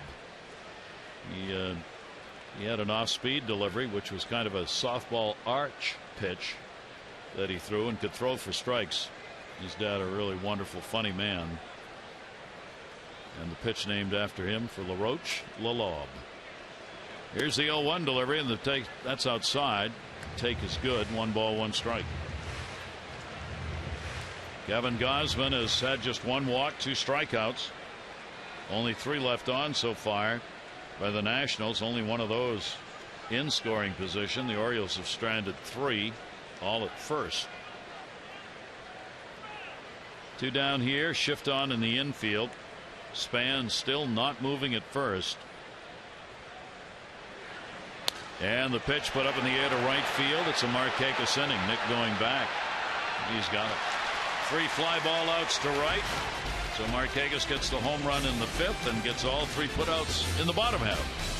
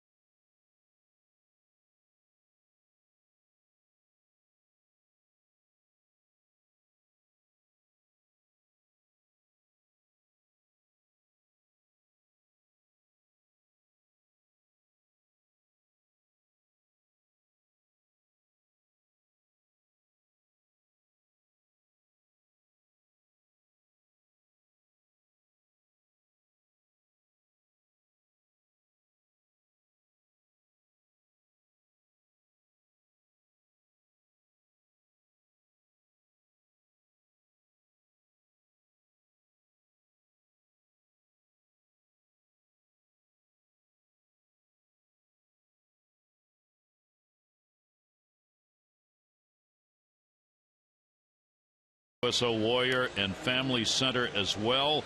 As Buck Showalter led the Orioles, he and his wife Angela went. A number of the players. Tough experience. It's hard to describe until you've done it. It's an emotional tug, but it kind of, you don't need something like that to keep things in perspective. But then to see those guys talk about they knew the players, they knew, a lot of them knew, they watched the games every night, and you know,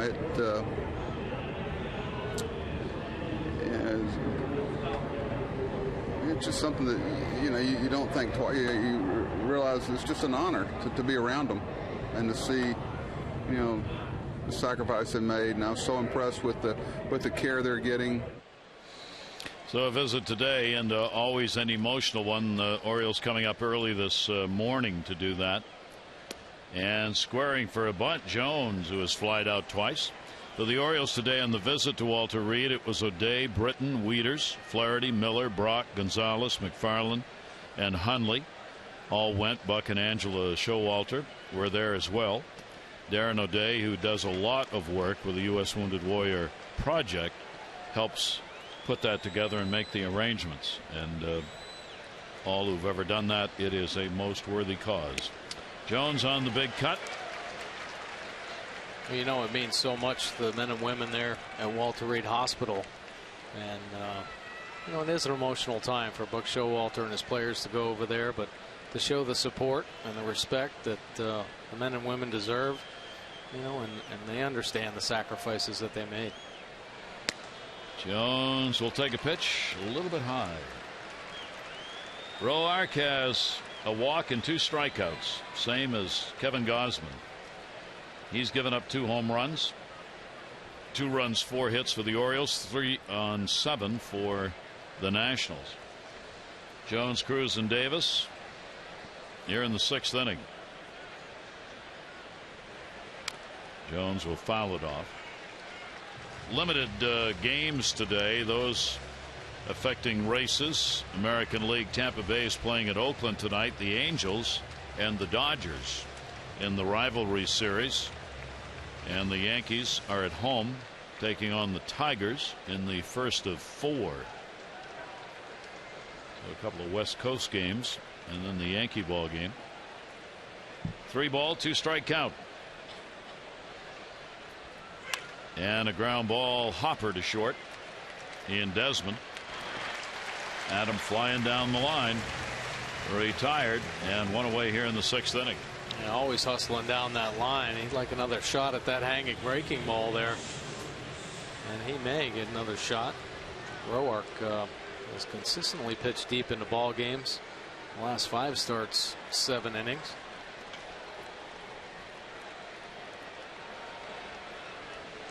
Cruz has popped out and grounded out.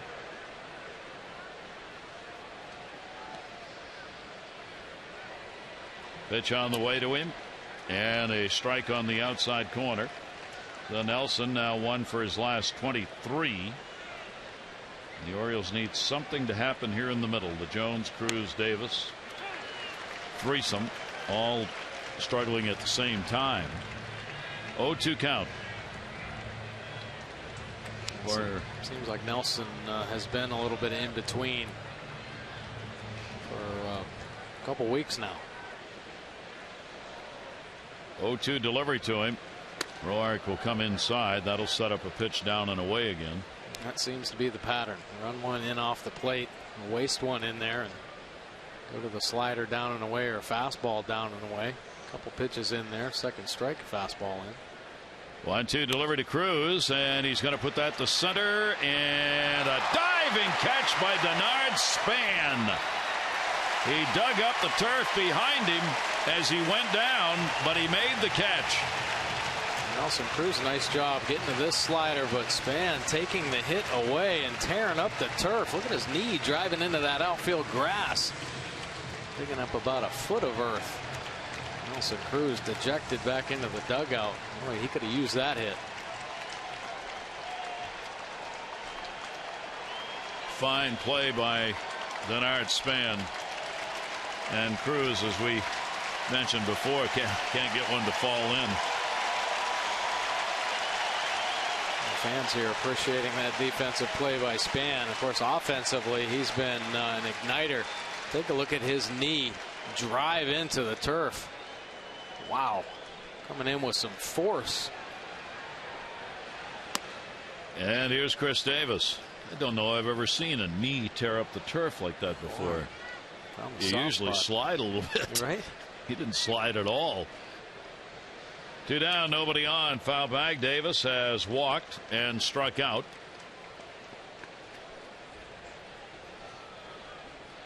Yankees have taken the early lead in their ball game against Detroit, 2-0. Giants won a day game today. The only day game the Giants beat the Mets 4-3.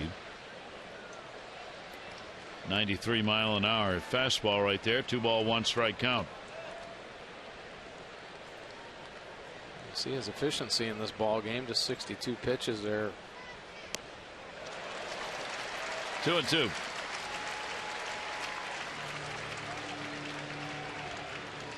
Not 82, now 83.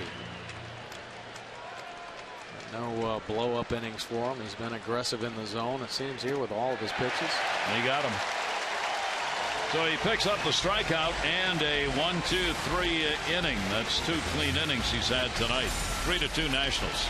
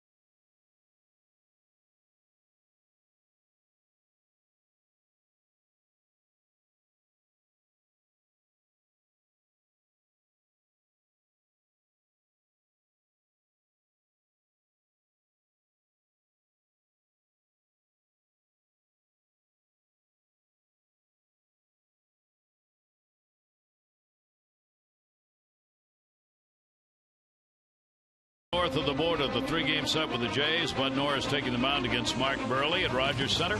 Our coverage on MASN begins at 6:30. O's Extra, presented by Dodge, followed by game coverage at 7.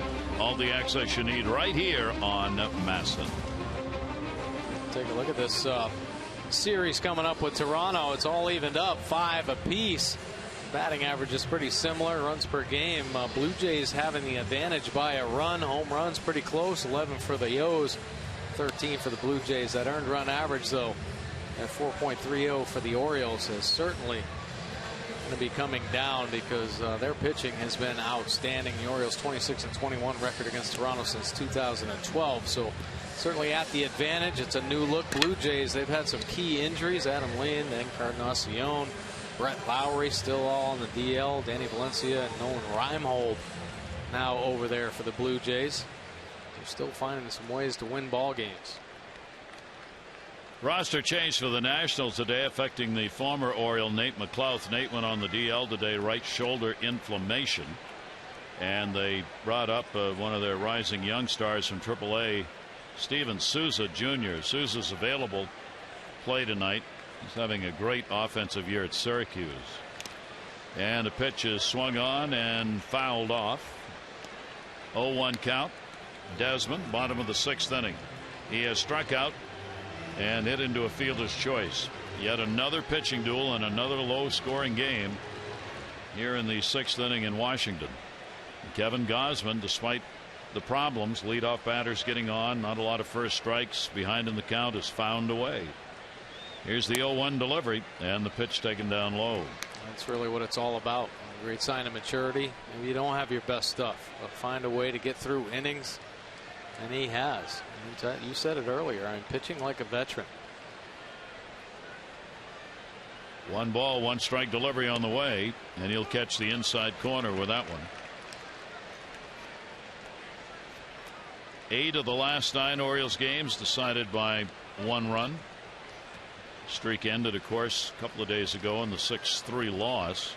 Buck Showalter's team has gone 23-17 in 1-run ball games. 1-2 delivery to Desmond. He'll take, and he's gone. 3rd strikeout of the ball game for the Oriole right-hander. That's the money pitch right there. 97 miles an hour after a couple changeups in the at-bat. Not much you can do with that pitch there. Great velocity, great location. Kevin Gausman keeping the focus here to get the lead out in the 6th. Leadoff man had been on 3 consecutive innings, 3, 4, and 5. Harper coming up. He drew a walk in that 4th inning. Leadoff walk scored. Leadoff double 3rd inning span. He scored. Then the home run Ramos picked up in the 2nd inning came with 2 down. 1-0 count. Orioles being out hit 7-4 in the ball game, but down by only 1. 1-0 delivery to Harper, and that'll be inside. The Orioles bats have to really start clicking, even though they've had a couple home runs in the ball game by Joseph and Markakis. They've been on a terrible streak here. Last 14 games, they're sitting 189. Out in front of that one.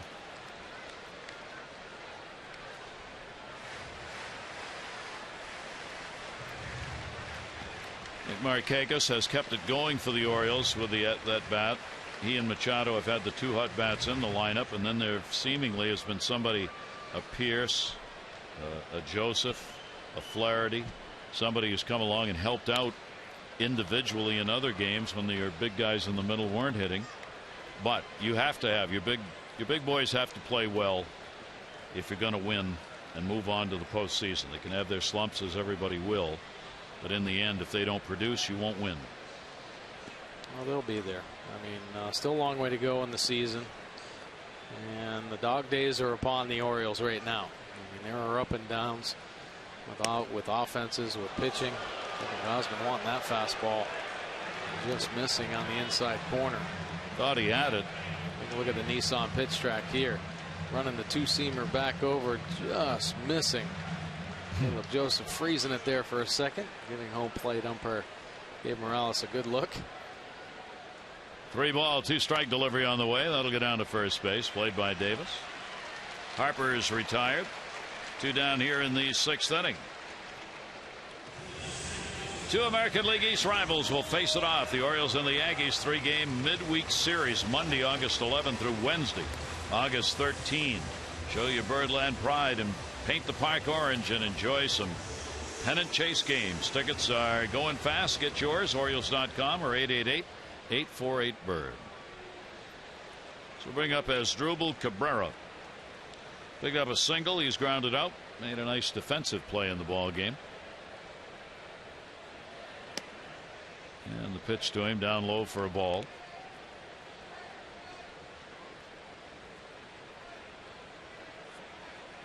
Cabrera had faced Gausman only once, 0 for 1. 1-0 delivery to him, and that will miss down low. Kevin's a little bit more animated, a little bit frustrated, missing his spots right now. He's taking some times where he's turned around, taking a deep breath. You see his head kind of looking up. So there is a little frustration. 2-0 count. That'll be down the line and foul.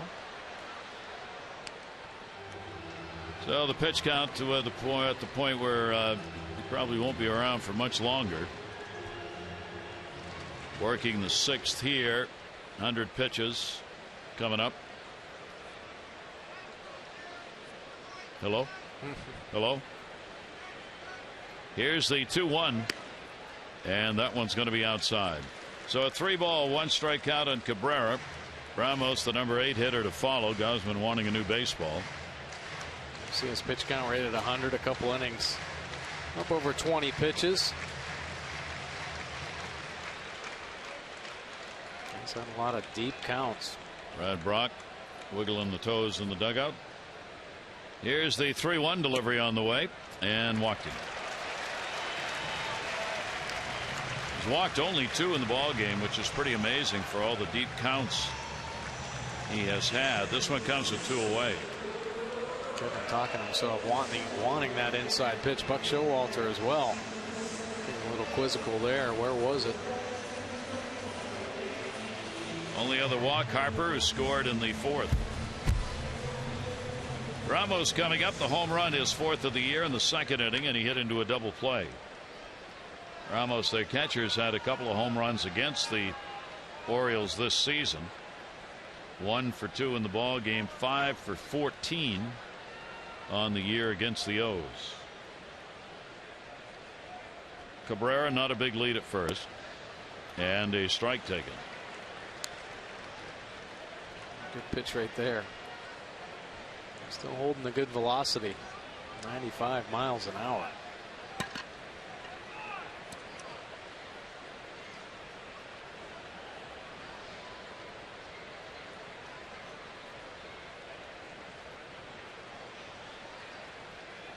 Here's the 0-1 delivery to him. That's going to miss down low. 1 ball and 1 strike. Again up to 96 on that one.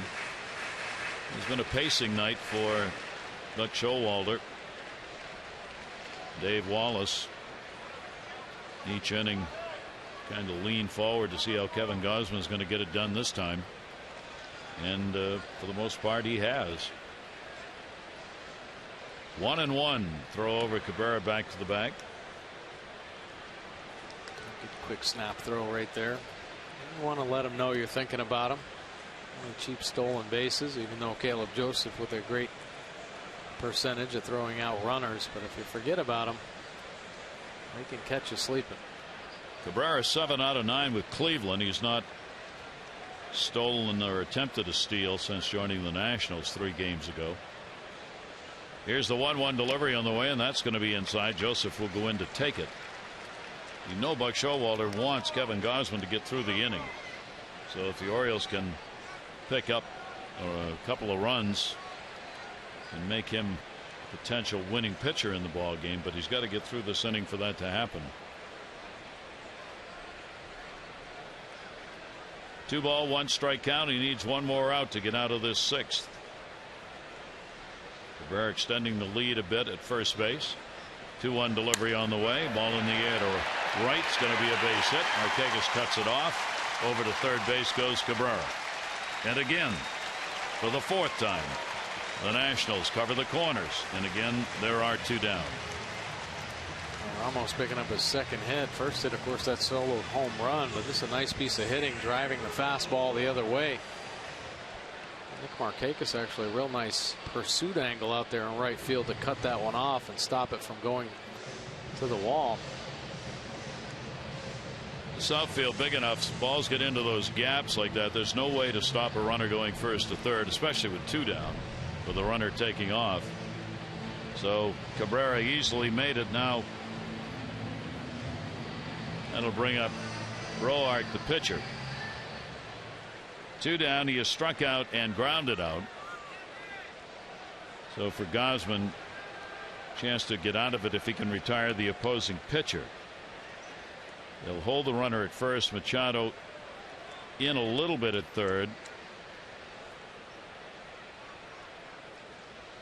And a step off by Gausman.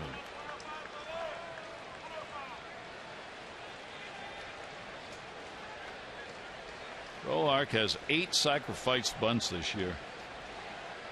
Fister, the leader on the team, with 9. National League, you pitch, you bunt. 2 down. Roark will take it. It's a strike. Not with 2 outs, though.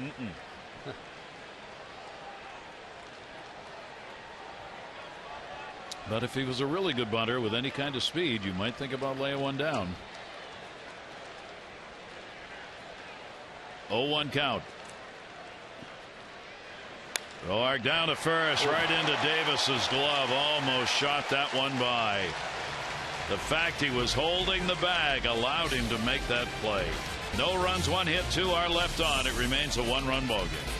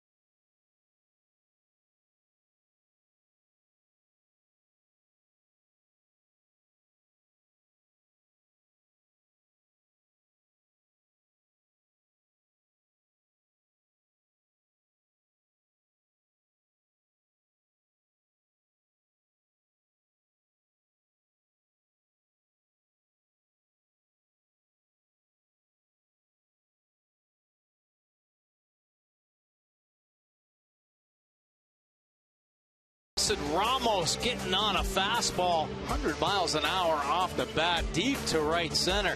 Getting the Nats on the board, but Caleb Joseph answers right back. He gets the inside fastball 94 miles an hour off his bat. Nick Markakis, the hanging curve. He has been red hot back-to-back games with home runs down the right field line. And he gets the Orioles a little bit closer. Pitchers, it's been quite a duel here. Kevin Gausman's found himself in trouble, giving up the 8 hits, but only 3 earned runs allowed. Tanner Roark, 6 strong innings, 4 hits, and those 2 solo shots of 2 earned runs. Remember, Geico, 15 minutes could save you 15% or more on car insurance. Waterfalls on this summer night at the Capitol, which is a few blocks down the street and evident from the ballpark.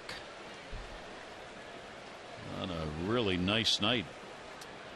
Roark has walked 1 and struck out 3. He's got a 3-2 lead. We go to the 7th inning. Orioles, Hardy, Flaherty, and Joseph. J.J. Hardy takes the pitch in there for a strike. 2 singles in the ball game for Hardy, now with 4 hits in 14 at bats this year against the Nationals. And another one. Fair ball. It'll roll all the way down the line. Harper's got to go to the corner, and Hardy will stop at second with a double. Harper wasn't sure if that ball was going to ricochet back out towards left, right on the corner. It didn't. It just kept rolling right down by the tarp. The Orioles able to get the leadoff hitter here. J.J. Hardy, turn and burn on the inside fastball right down the left field line. Getting hung up a little bit. Harper has to hesitate, but J.J. walking into second base. So Hardy, a big night, 3 for 3 for the Orioles. And Flaherty coming up. Flaherty has hit into a double play on a fly ball to center, grounded out, denied a hit on a fine play made by Cabrera his last time up. Even with the bag. Rendon at third base. Now moving in closer than that, looking for a bunt, doesn't get it. Flies center deep, span back, looking. It's going to hit off the wall. Hardy making the turn. He's on his way home. He'll score. RBI double Flaherty, and the Orioles have tied this game up in the 7th inning at 3. Flaherty trading places with Hardy there, whistling the ball off center field. Flaherty's been putting together some pretty good at bats here recently. This is a big hit to tie the ball game up. Fastball working itself out over the plate. He gets the arms extended. This is a missile off the center field wall. Hardy hesitation, reading the ball. Off he goes. Bobby Dickerson a little help, waving him around there. Scoring easily on the Flaherty double. And Matt Williams is on his way out, and that's going to be it. Roark, pitching coach rather out. Sorry, thought that was Matt. So they're going to have a discussion here. The bullpen getting up. I don't think ready yet. Detweiler in the bullpen. Orioles now with the 3 runs on 6 hits. The Nationals 3 runs on 8 hits. And double barrel action in the bullpen, but it's going to take a batter for them to get ready. So the Orioles get back-to-back doubles here in the 7th inning. Not the game up at 3. Now we'll try and get the lead with nobody out. Joseph will be coming up. Orioles 2 for 3 with runners in scoring position in the ball game. Stammen now in the bullpen with Detweiler. Joseph, a home run, his 5th came in the 3rd inning. He's 1 for 2 in the ball game.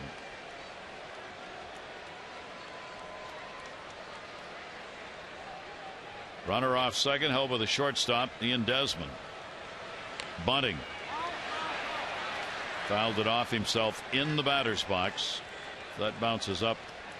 Well, he's out of the batter's box. He's out. But Joseph back in there with a strike. Reaching out there on the slider. He's trying to get it done a little too soon.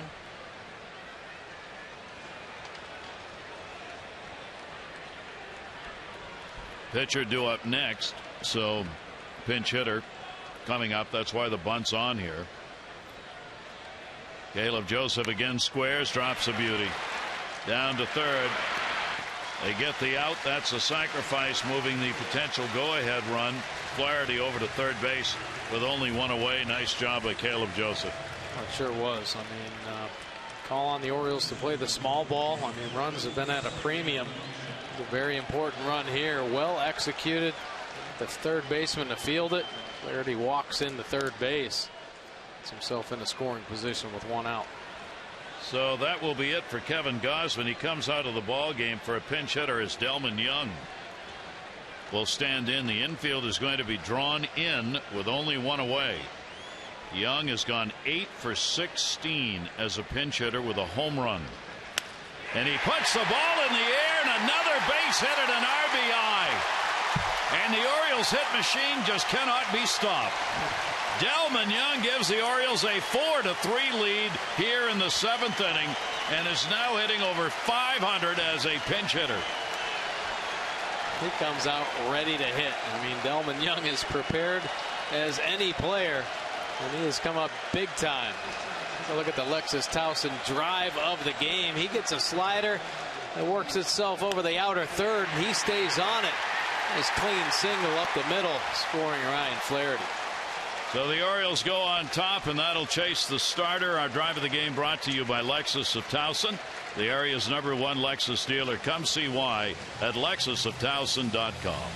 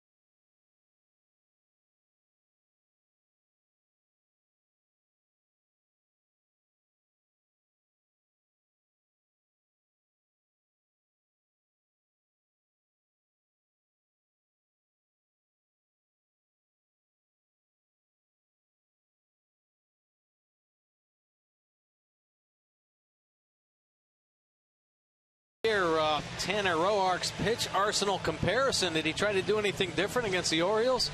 Absolutely not. About exactly what he's done all season long. Not a bad line. 6 1/3 innings, 7 hits, 4 runs, couple solo shots, and then a very rough 7th inning. Couple base hits and a big pinch hit knocks him out of the ball game.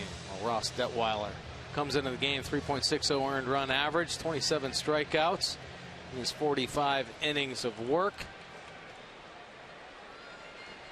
Typically long relief. Opponents hitting 265. Lefties down to 218. Righties at 287. Pretty good fastball.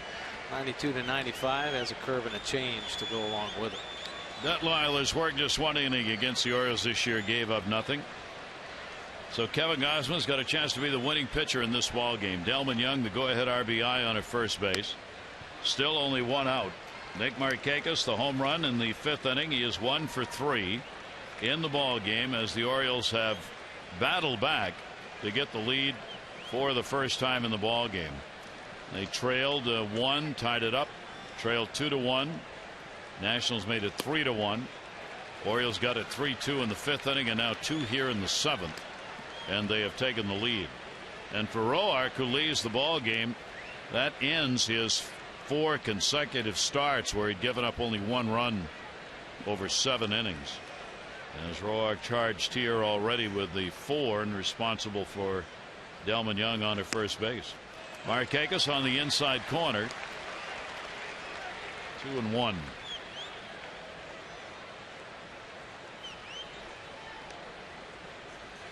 Nick has had a 4 for 9 off Detweiler, including a home run.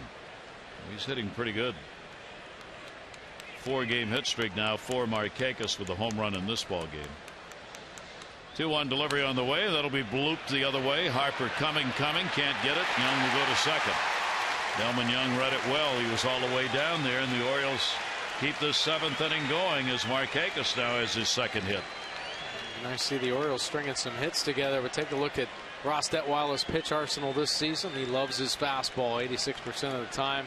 Occasional curveball 10%. And very rare changeup 4% of the time. But it's a live fastball 92 to 95. That cross body delivery, and that's about all you're going to see from him.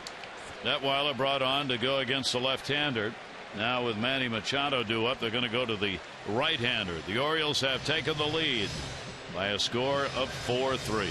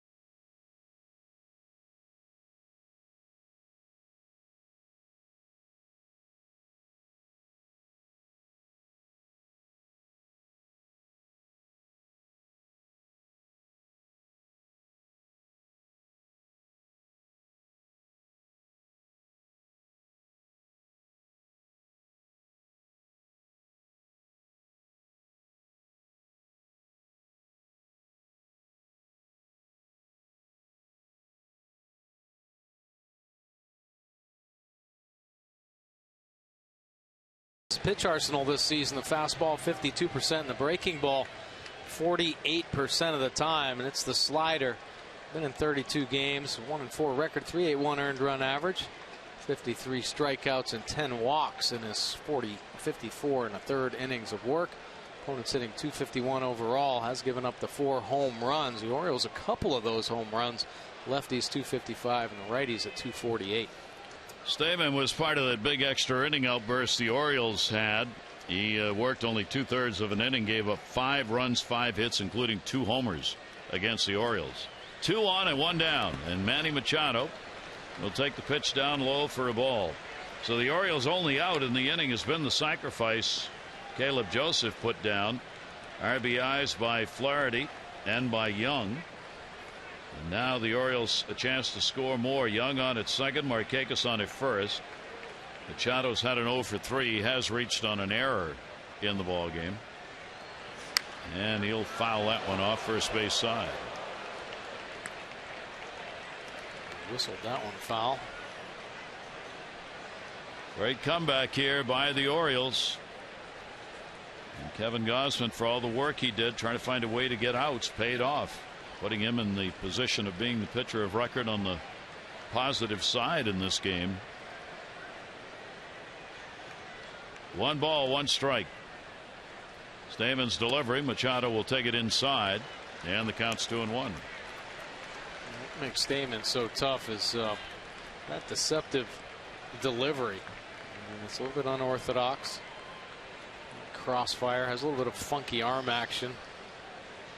And like most pitchers, stepping across their body nowadays just to hide the ball a little bit longer. Pitching staff of the Nationals ranked 3rd in the National League in ERA. 2-1 delivery on the way. Machado will get out in front of this one and foul it off. 2 ball, 2 strike count. Runners will head back. A real good offensive inning for the Orioles, and we've heard them talk all year long just about passing the baton. It seems like that's the feel they have here in this inning. 4 hits. Kevin Gausman appreciating the run support. A little outburst by the offense. Orioles have got 8 hits in the ball game. They have not had a 10-hit ball game in the last 15 games, including this one. 2-2 delivery on the way, and that's a breaking ball that's going to be taken outside. So the count goes to 3 balls and 2 strikes. As Stamen trying to get Machado to chase, wouldn't do it. Young and Markakis get their leads. Cabrera holding the lead runner Young at second. 3-2 delivery off the end, protecting swing right there, and holds the count at 3-2. Nice job. I mean, real hard to do. Good fastball down and away. Machado keeping the at bat alive. Hoping for a mistake here. Manny here started the month with 7 hits in 15 at bats to begin the month of August, as we are on the 4th day thereof. 3-2 count for the second time. Delivery. Stamen's pitch in the air, center field, base hit. Big break taken by Young. He'll stop. Span will get it back in a hurry, and the bases are loaded. So the Oriole bats coming alive here in the 7th inning at Nationals Park on hit number 9 of the ball game. Nice at bat by Manny Machado, working the count, getting a pitch center cut, and he hammers it back up the middle. Too hard to score Delman Young. See this ball whistled. Look at Span closing in on that ball. Gets to the ball before Young's even at third. Nice hold by Bobby Dickerson, keeping the pressure on here. So Adam Jones coming up. The Oriole fans, Nationals fans getting into a little competition themselves. 42,181. 4-2-181 on hand. Young the lead runner, Markakis and Machado. The Orioles 5 hits in the inning. Jones an 0 for 3. 0 for his last 18. What a chance to break out of it. Adam will take the pitch. It is outside for a ball. Jones with a 2 for 10 with the bases loaded this season. Both of the hits have been singles. Anything here will extend the Orioles 4-3 lead.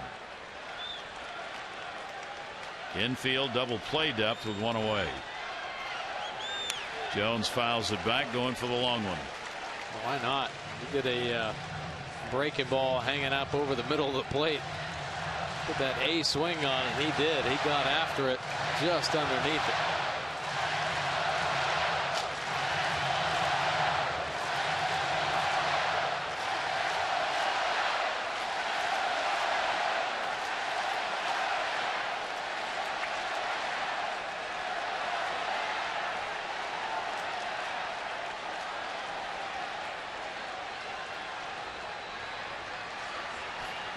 The wave of emotion washing over the crowd.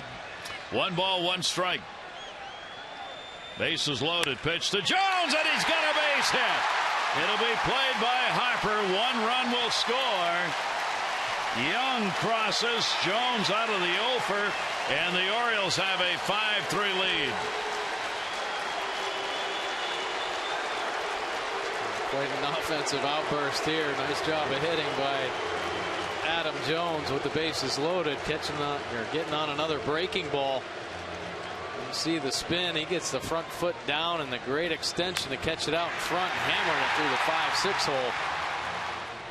Bases remain loaded. Delman Young with that big hit walks home. So Adam Jones back on track, and the Orioles doing a number here in the 7th inning. Their 8th batter is going to be coming to the plate. Jones getting his 69th RBI of the season on that single. Adam continues in the top 10. He's tied for 9th in runs batted in the American League now. And that'll give a chance to Cruz. 0 for 3 in the ball game. Orioles now with 5 runs on 10 hits, their first 10-hit ball game in the last 15. Runners at every base. 1 down, and the pitch outside for a ball from Stamen. Well, Stamen has had no luck against the Orioles this year. Told you as part of that big 11th inning outburst. 3 home runs, 6 runs in the inning. Timeout asked for by the catcher. Stamen was getting ready to deliver the pitch. The catcher didn't feel very confident in the fingers he put down right there. Flaherty, Young, Jones, the RBIs in the inning, fouled off by Nelson Cruz. 1 ball, 1 strike count. Numbers for Nelson lifetime with 8 career grand slams. Impressive numbers right there. Robin Ventura kind of numbers. Yeah. With the bases loaded. 1 ball, 1 strike count. Stamen's delivery on the way. Cruz will take. Did he go? Oop. Paul Newart said he went around. 1-2. Look at the 2-seam fastball here riding in. Boy. Tough call right there. Didn't go in Cruz's favor. He's been outstanding with the sacks full this year with a 6 for 11. Couple of grand slams. 1-2 delivery. Cruz will foul that one back. Boy, they're taking a big chance coming in there. And in 1 swing, get Nelson Cruz right. Leave it out over. Can powder a baseball. I haven't seen a team come be that aggressive in there. 3 fastballs in. Yeah, there's good movement on the 2-seamer riding in off the plate. Stamen's ahead on the count here. 1-2. Delivery on the way to him. Boy, for a hitter who's not been getting many pitches except those down and away in the dirt, Stamen showing him some of the better offerings that he's seen in a while. Sure is. Coming back into his wheelhouse a little bit.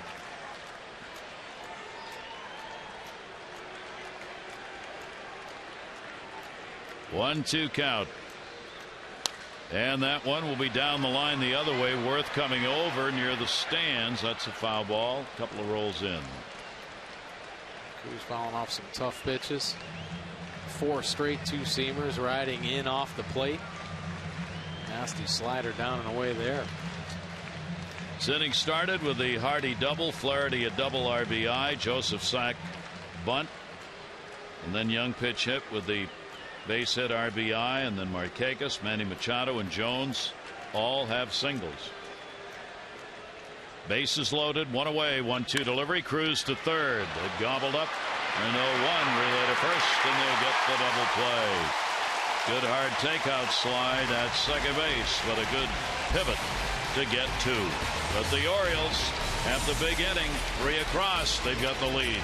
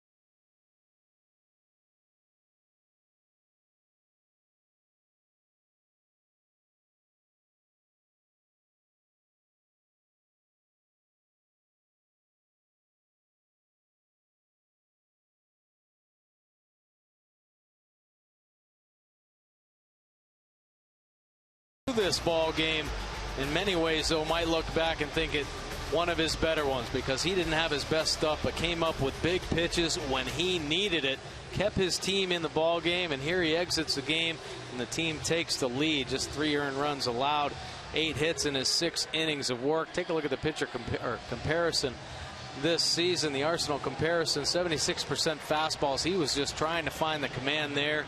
5% breaking balls, didn't quite have it. Even the changeup lacked the consistency that we have seen from Kevin Gausman. But pretty impressive to stay in the ball game. Let's take a look at the Jiffy Lube pitching change. Change is good, especially when it's your oil getting changed at Jiffy Lube. Give your vehicle relief with regular oil changes at Jiffy Lube and help stretch the life of your engine.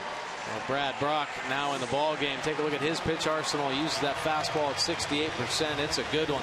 Rush it up there in the mid-90s. Breaking ball, power slider 18% of the time. A good split finger change at 14% of the time. Very deceptive with a cross-body delivery. 23 games this year, 4-0 record, 3.12 earned run average. Opponents hitting just 206 overall. Lefties 224, righties down to 193. So Brad Brock will go to work with the lead here in the bottom half of the 7th inning. Fans settle in after the stretch. And of course Denard spans up. He has led off the 4 times he's been to the plate. He's had a double, a single, he's scored a run, and he leads it off here. Rendon and then Worth will be due up against Brock, who has pitched against this team once this year, giving up 1 run in 2 2/3 innings, a run and a hit in his only appearance against Washington. Span looking to get on, will bloop that one towards short, and Hardy races and makes the catch. Manny Machado was playing in, so he had no chance at that, and Hardy had a long way to go to get there. A nice play right there by J.J. Hardy. Good anticipation, good first step. Had his feet active. When they touched down, he was off and running. Nice running play by J.J. Hardy. It isn't all about catching ground balls. Acting like an outfielder there. Beautiful play. Wheels, as he's known. And there's David Lowe. Hardy's the one who's called Wheels, though. His tremendous speed. Rendon coming up a single. He's 1 for 3 in the ball game. Rendon with a base hit back in the 3rd inning. So the Orioles rallying with a big top of the 7th, sending 8 batters to the plate, picking up 3 runs, 5 hits, leaving a couple on. Now 5-10-0 for the Orioles, 3-8-1 for the Nationals. It's the way the Orioles won that extra inning ball game, banging out the 6 runs in the 11th inning. This time they get 3 in the 7th. 2-0 count. Rendon, but far from over. The at-bats left for the Nationals, and only a 2-run differential. Big inning here, though, for Brock with the top of the order up. Rendon will put it up in the air, first base side. Davis. 2 down. Well, time's running out for your chance to bring that 6-pack into your life. We're talking about the Birdland Summer 6-pack. You get a ticket to any 6 games, your choice. Savings up to 20% off the cost of single game tickets. Lock in your games now. Go to Orioles.com/6-pack, or you can call 888-848-BIRD. 2 away, bottom of the 7th inning. Worth coming up, sac fly, single, and he is flied out. Nationals number 3 hitter taking the first pitch, and it will miss for a ball. Brad Brock, we've talked about this Orioles bullpen. Of course, their rotation has been solid, but he has been a key.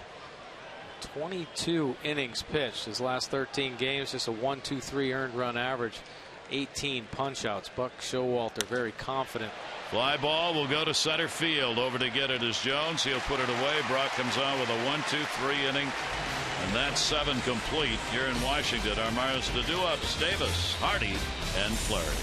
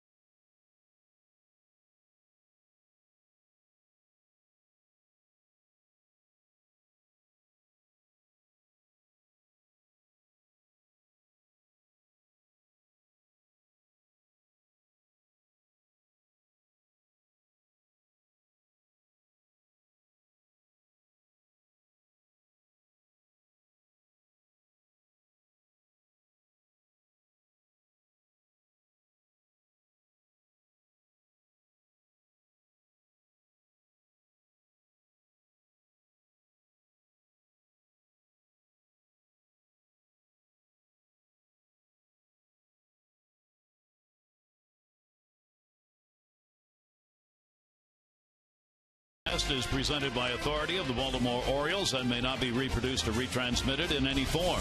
And the accounts and descriptions of this game may not be disseminated without the express written consent of the Baltimore Orioles. Orioles head to Toronto after this one to open up that 3-game set tomorrow night. 6:30 O's extra, 7 o'clock for the ball game on Masson. It'll be Bud Norris, Mike Burley in the game tomorrow night. Here the Orioles going to try and hang on to the lead. They're up by 2 as we go to the top of the 8th inning. Orioles get Chris Davis up, a couple of strikeouts, and he has drawn a walk. Davis will foul it off the catcher. For the starter, Roark ended up being charged with all 5 of the runs. 7 hits, 6 1/3, a walk, and 3 strikeouts for him. Stamen was not effective really coming on. He gave up a couple of singles, RBI, 1 to Jones, but the base runners on were not his. Detweiler worked no part of an inning and gave up 1 hit. Davis will take the pitch inside. 2 ball, 1 strike count. Davis wish he was part of that inning. A couple guys getting out of some slumps. Chris Davis would love to start adding some offensive thump of his own. 0 for his last 17. 2-1 delivery to him. And Stamen will miss down low with it, so Davis gets the hitter's count at 3 balls and 1 strike.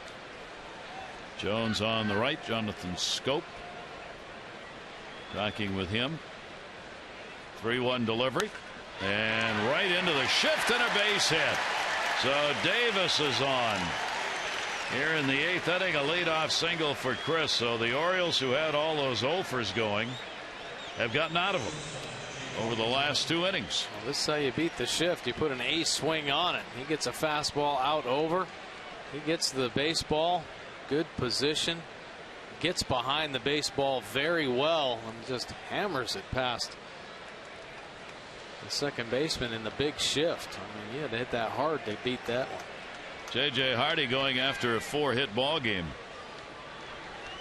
He'll take the pitch outside. Hardy's had a double last time up and scored. Before that, 2 singles. Hardy has not had a 4-hit game this year. If you count this one, he's got 5 3-hit ball games. Going after his first 4-hit game. Runner goes, hit and run. Throw down, way off the mark, hit the runner. Hit Davis on the way in. Chris is going to get stolen base.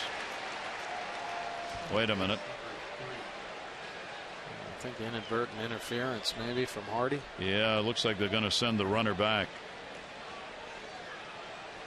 So Davis will be sent back to first base on the interference by the batter. Hardy, inadvertent. Take a look. It's a hit and run. Hardy trying to reach out and get it. Falls out in front. Now, we saw a play yesterday. They didn't make that call. Ball going up the line, hitting Chris Davis, but I think Hardy did a nice job keeping himself out of the way. Home plate umpire pretty quick to make that call. Buck Showalter letting him know that he didn't agree with it. Rewind. Not one, subject to review. So the runner goes back to first base. Davis. Hardy will be at the plate with a 1-ball 1-strike count. I'm not sure there wasn't even any contact on that. No contact at all. You don't have to have contact, but looks like a pretty clear lane to throw in there.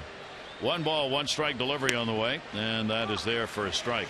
So the Orioles do not get a runner down to second base. Play to keep in mind as the ball game rolls on here in the final couple of innings. 1-2.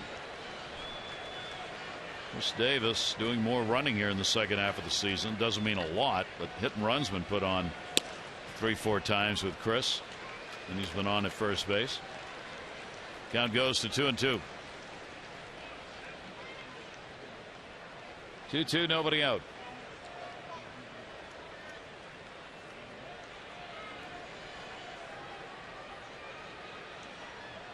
Same into the belt, the delivery, and the pitch is outside, a slider.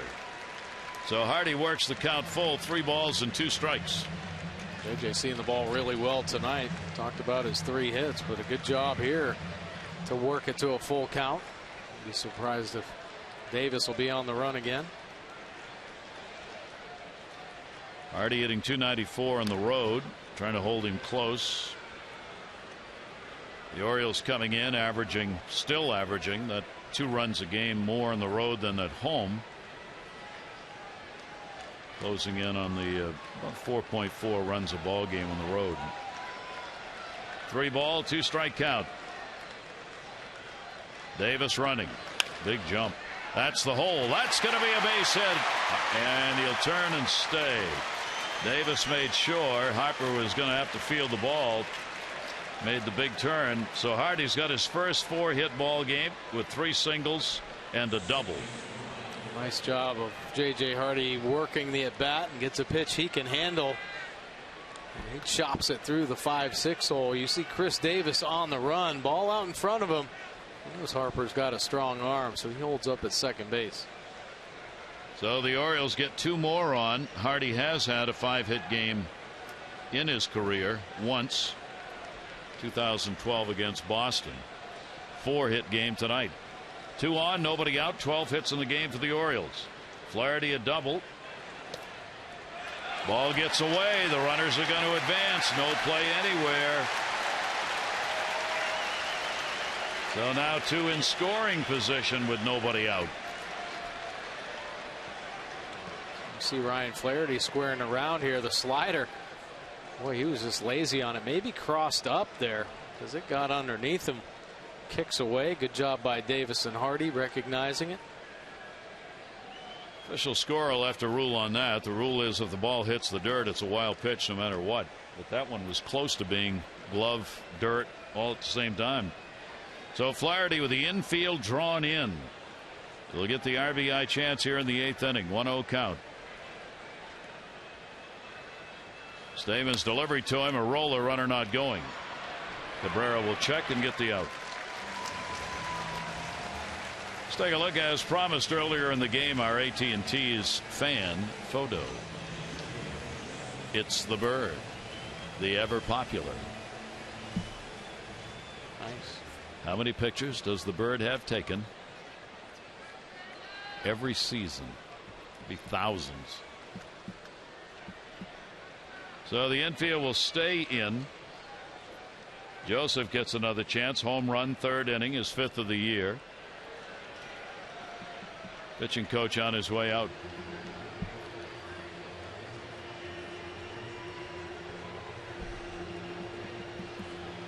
You got Joseph up, and then you've got the pitcher due up, the 9 spot. That was called a pass ball, by the way, that allowed the runners to move up. Levin's in the bullpen.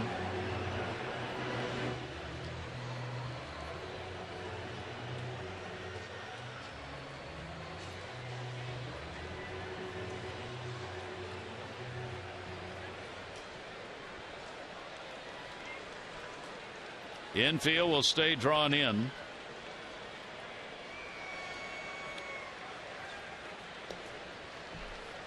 Caleb Joseph, 2nd and 3rd, and the pitch taken inside. Lowe is now hitting in that number 9 spot on the double switch that was made when Lowe came on as a defensive replacement, and Brad Brock came on to do the pitching.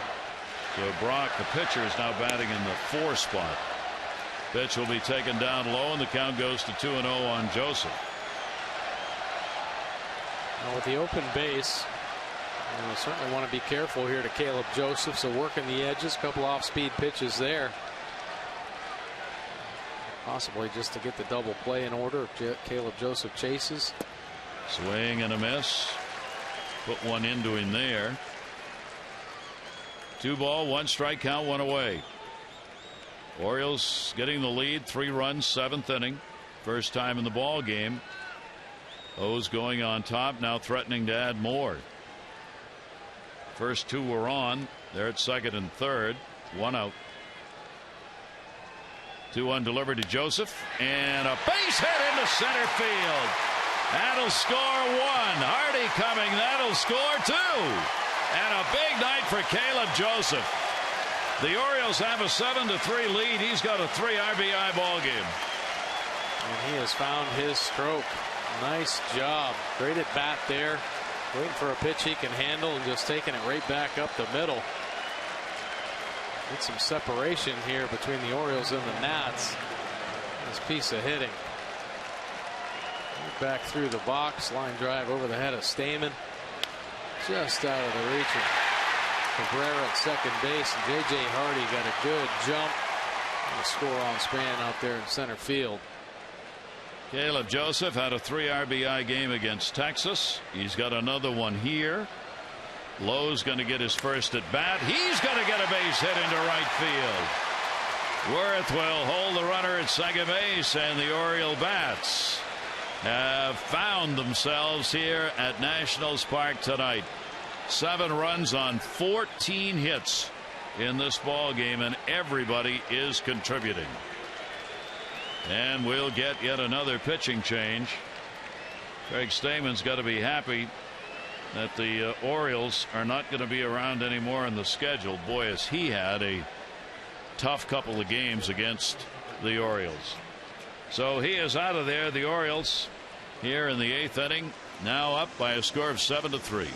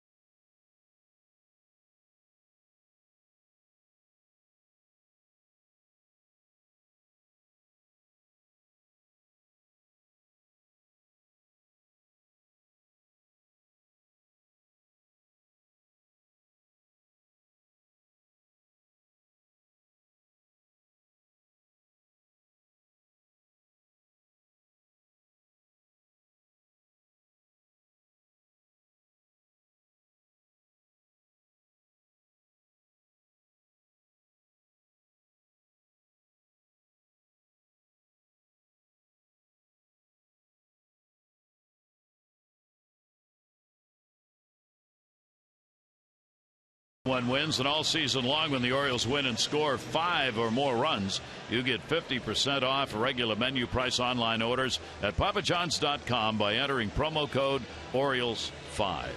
Better ingredients, better pizza. Papa John's, valid at participating Baltimore area Papa John's. The Orioles have those runs up there now, and a bit ironic here. This is Craig Stamon's teammate at the University of Daytona. He'll hope for a little better numbers. Yeah, we got to go to the bullpen again. Jerry Blevins, fastball, breaking ball, changeup. He used that fastball 57% of the time, breaking ball 31%. That changeup a little bit as well. 5.31 earned run average. He's made some adjustments in his mechanics. He's been a little bit more consistent here recently. But the big thing is the success against lefties. 141 batting average. That's what he's trying to do here. Get Markakis. Runners on at first and second base.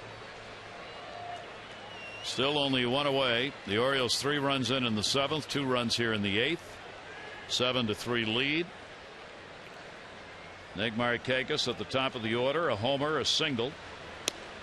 2 for 4 in the game. And he will take the pitch for a strike. Big night for Nick, up now to 288 and 39 driven in. 10th home run came a solo shot with 2 down in the 5th inning.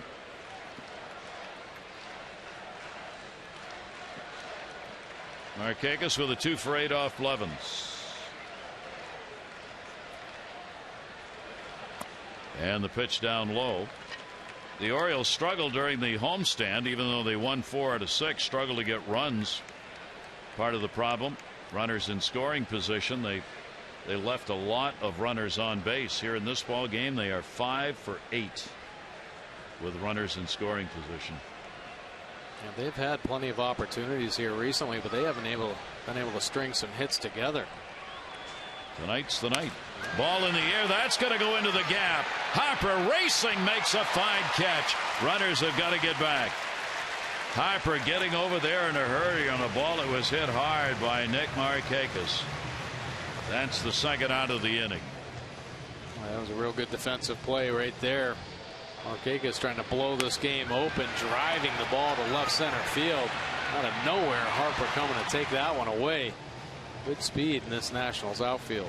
Little discussion now at first base with the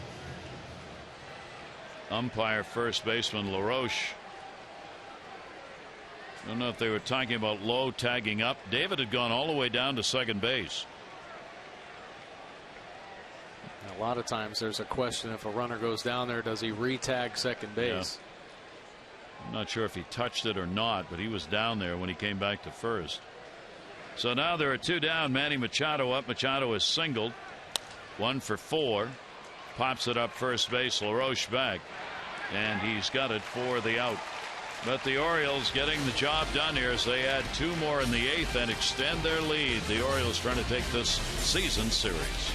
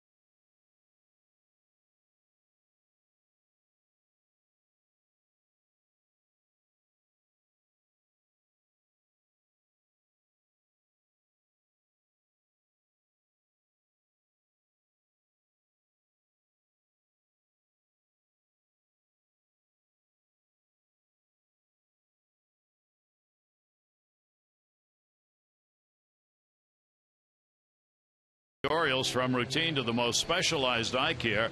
LifeBridge Health's Krieger Eye Institute handles it all. Call 410-601-2020 for a same-day appointment. Now Orioles heading north, take on the Blue Jays.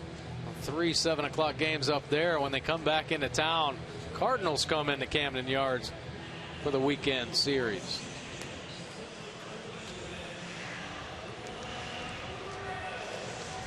So the Orioles leading it by a score of 7-3.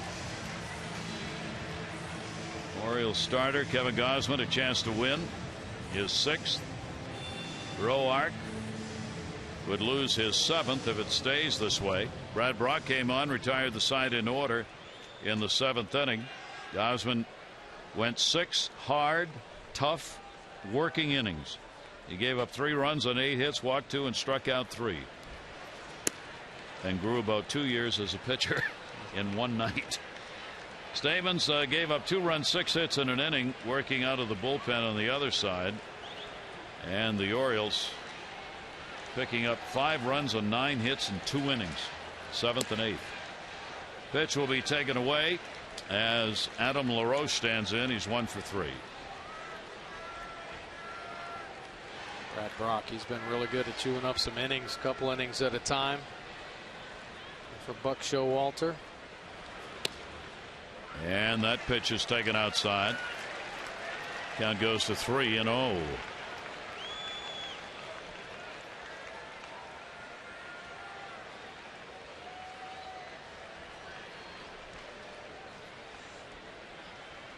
Delivery on the way, taken all the way, and it's a strike.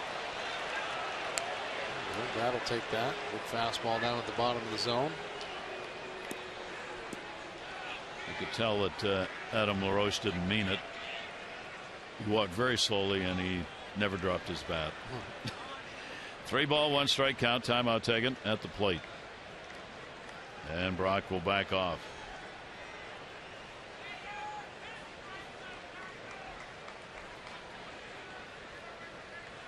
LaRoche sometimes gives you that Jim Tomei bat. And a swing and a miss on that one. Jim used to point that bat. In fact, I think the statue they unveiled this weekend in Cleveland is a statue of him pointing the bat towards the pitcher, as he always did, getting ready for his plate appearance. Yeah. And you see that LaRoche will do that sometimes. He'll just kind of hold the bat out, point it out. Not going to do it for me now, are you? Come on, Adam! And the pitch will be fouled off. 3 ball, 2 strike count.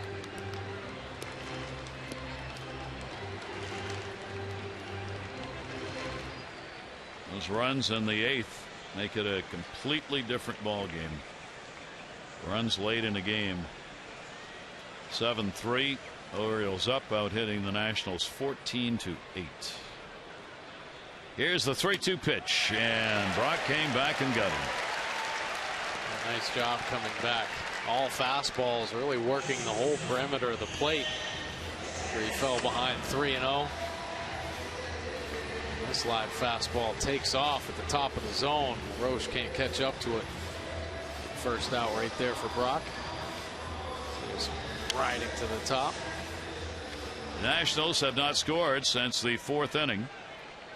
Since the 4th inning, they have had only 2 singles and 1 walk for base runners. Pitch will be taken for a strike. Ian Desmond. Desmond an 0 for 3 with a couple of strikeouts in the game. Desmond against the Orioles this year has had 2 hits in 15 at bats. And he will chop that one foul for a 2-strike count. Good breaking ball. He's taking some aggressive swings. Some chases Desmond has. I guess you have to take those healthy cuts. At 17 home runs. Brad Brock trying to expose him right there. Good breaking ball down and away. 0 for 2 against Brock. Now 0 for 3. Second strikeout for Brock. He's retired 5 in a row. After struggling with his command a little bit against LaRoche, but coming back and getting him 3 pitches to take care of Desmond, and the final one just dotting the outside corner down and away. Now the Orioles will put the shift on. Piper has walked and scored.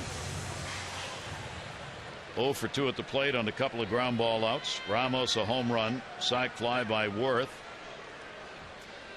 And the other run scored on a double play ground ball. Fouled away. Follow every Orioles game with MLB.com at bat. Your favorite mobile phone or tablet. Get live look-ins, instant replays, scores, stats, highlights, and much more. And you can download it at the App Store or go to Orioles.com.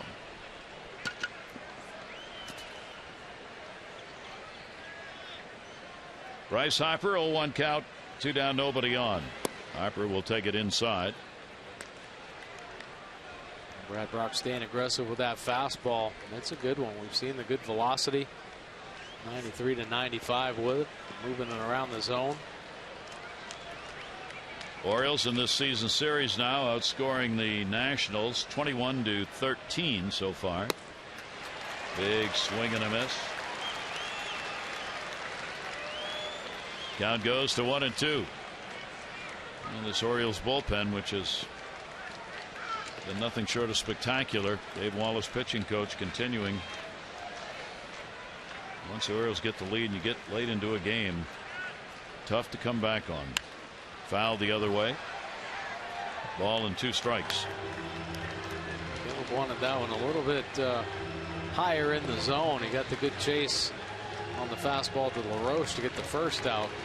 Caleb Joseph called for that last fastball up and out of the zone as well, but it stayed in there. Harper putting a good 2-strike swing on it.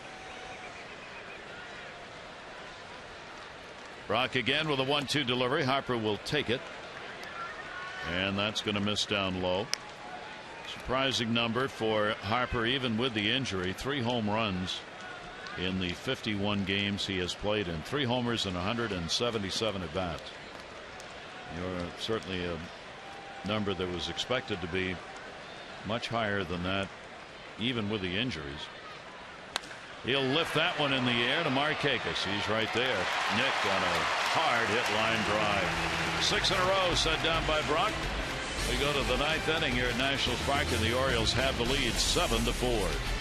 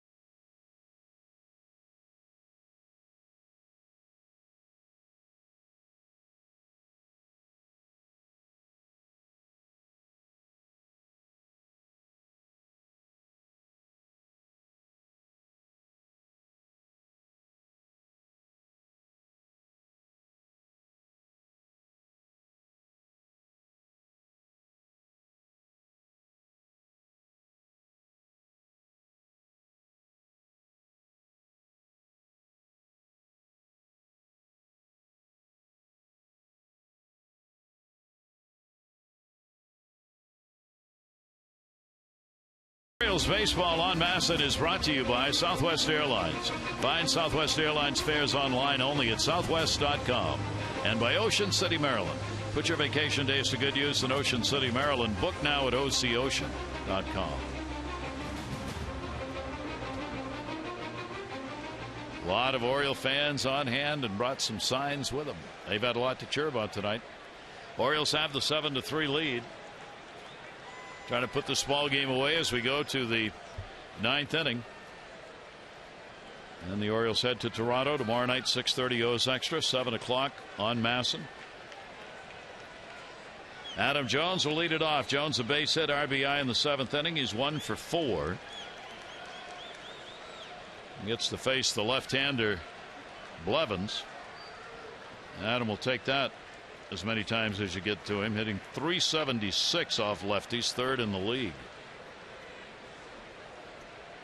This is a good combination for Jones. Hits well here and at Nats Park, and hits very well against the lefties. Came in with that tremendous .382 batting average in this ballpark. 5 home runs. He's had 7 total home runs against the Nationals, and 5 of them have been hit in this ballpark. Jones and Brock is due to hit next. Pitcher is hitting in the 4 spot. 0-1 delivery, and the pitch will be taken inside. 1 ball, 1 strike count on Adam. O'Day in the bullpen getting ready to try and finish the ball game off. It is not a save situation.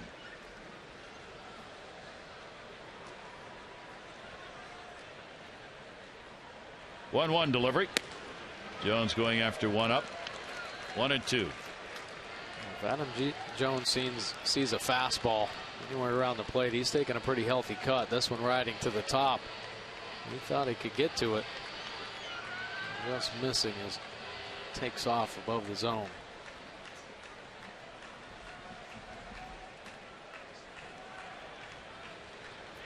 One and 2.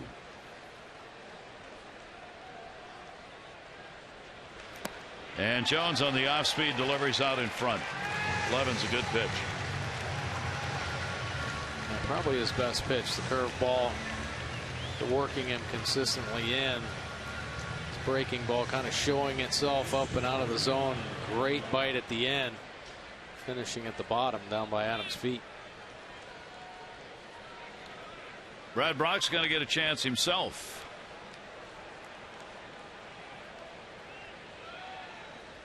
And a swing and a miss.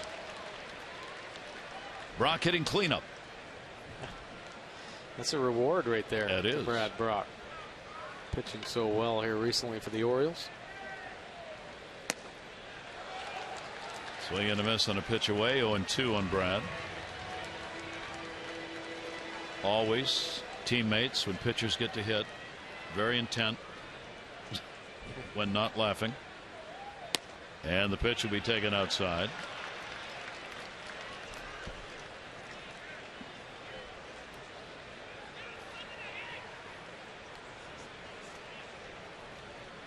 One ball, 2 strike count. Brock puts it in the air, center field. Span is there and will put it away. Span actually was playing his normal position rather than having moved in. For every Orioles walk, Care First Blue Cross Blue Shield contributes $50 to support Be More for Healthy Babies. The Orioles have 274 walks, $13,700. Care First Blue Cross Blue Shield encourages each of us to take that first step towards a healthier and more active lifestyle. Brock comes back. He hit the ball. Oh, no, said Manny. Oh, man. I appreciate the good swings. Pretty good. Just checking. I've got to ask this. Is that Brad Brock's first at bat in the majors? I don't see anything listed for him. So he may have hit the ball in his first at bat. Squared it up pretty well. Chris Davis. Davis on a swing and a miss. Count goes to 0-2. Chris with a single in the 8th inning. Jones got out of his 0 for in the game. Davis got out of his. The Oriole bats here with the 7 runs on 14 hits. Check swing, 1 around, and that will be it. So 3 up, 3 down here in the 9th inning. The Orioles only need 3 outs, and they'll have the victory in this short 4-game road trip.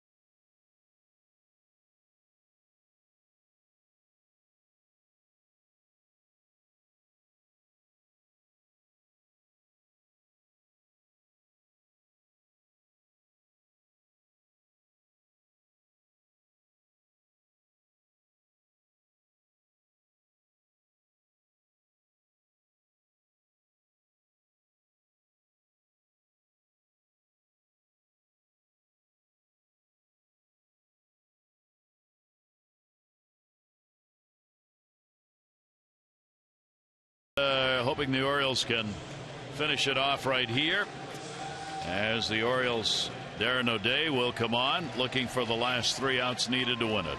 And Darren O'Day on to get some work. He uses his fastball 57% of the time. That sweeping slider 42% of the time. Really keeps hitters off balance with both pitches, and the very rare changeup. It's his pitch arsenal. He has been on fire recently. That earned run average continues to lower, down to 1.10 right now. 50 punch outs in 49 innings of work. See 11 walks. Opponents hitting 193. Lefties at 210. Righties at 183.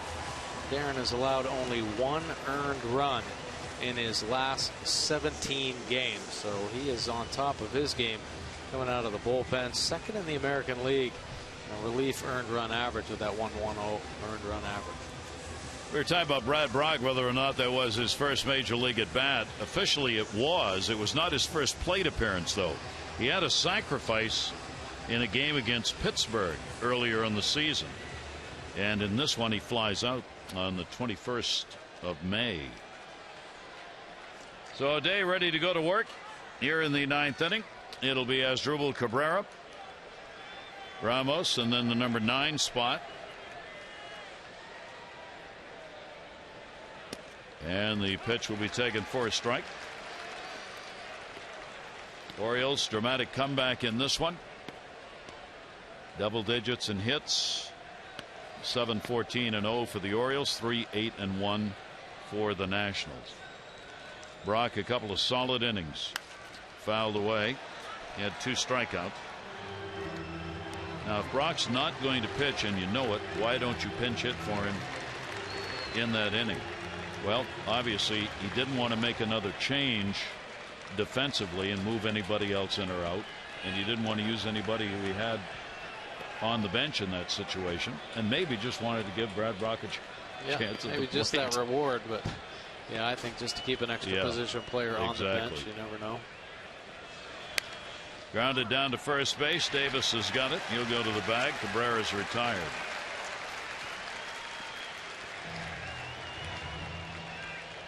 Well, has been a really good game for the Orioles. Once again, the pitching. Kevin Gausman is showing what he's made of.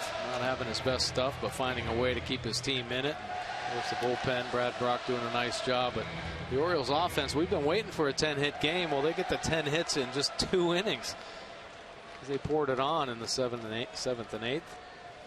Really took advantage of the hits. Ramos, the catcher, has a couple of hits. Single, home run. Is hit into a double play. His 4th homer came in the 2nd inning. Gausman is going to improve to 6-3 on the year. That's a fair ball. Joseph will jump on it and get the out. Wanted to show you a play that came earlier. There was a play in the ball game where Chris Davis went down to second base, looked like he had stolen a base. The throw hit him. At the plate was Hardy, and they said Davis had to go back. Watch the elbow of the catcher hit the umpire's mask, or right there. That is umpire interference. You don't see that very often. It is in the rule book, and if the umpire interferes with the catcher's throw attempting to prevent a stolen base or retire a runner, the runners may not advance. That's the rule. So that's why Davis had to go back. Hardy didn't interfere. The umpire did. Don't see that very often. And Davis was denied a stolen base. Espinosa, Danny Espinosa will pinch hit for the pitcher Blevins with 2 down here in the 9th inning. The Days pitch to him outside for a ball.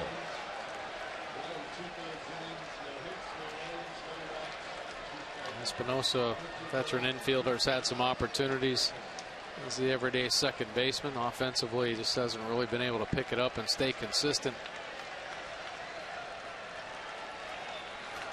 And the off-speed delivery is going to be outside. Many fans have left. The Oriole fans have not. Big crowd here tonight.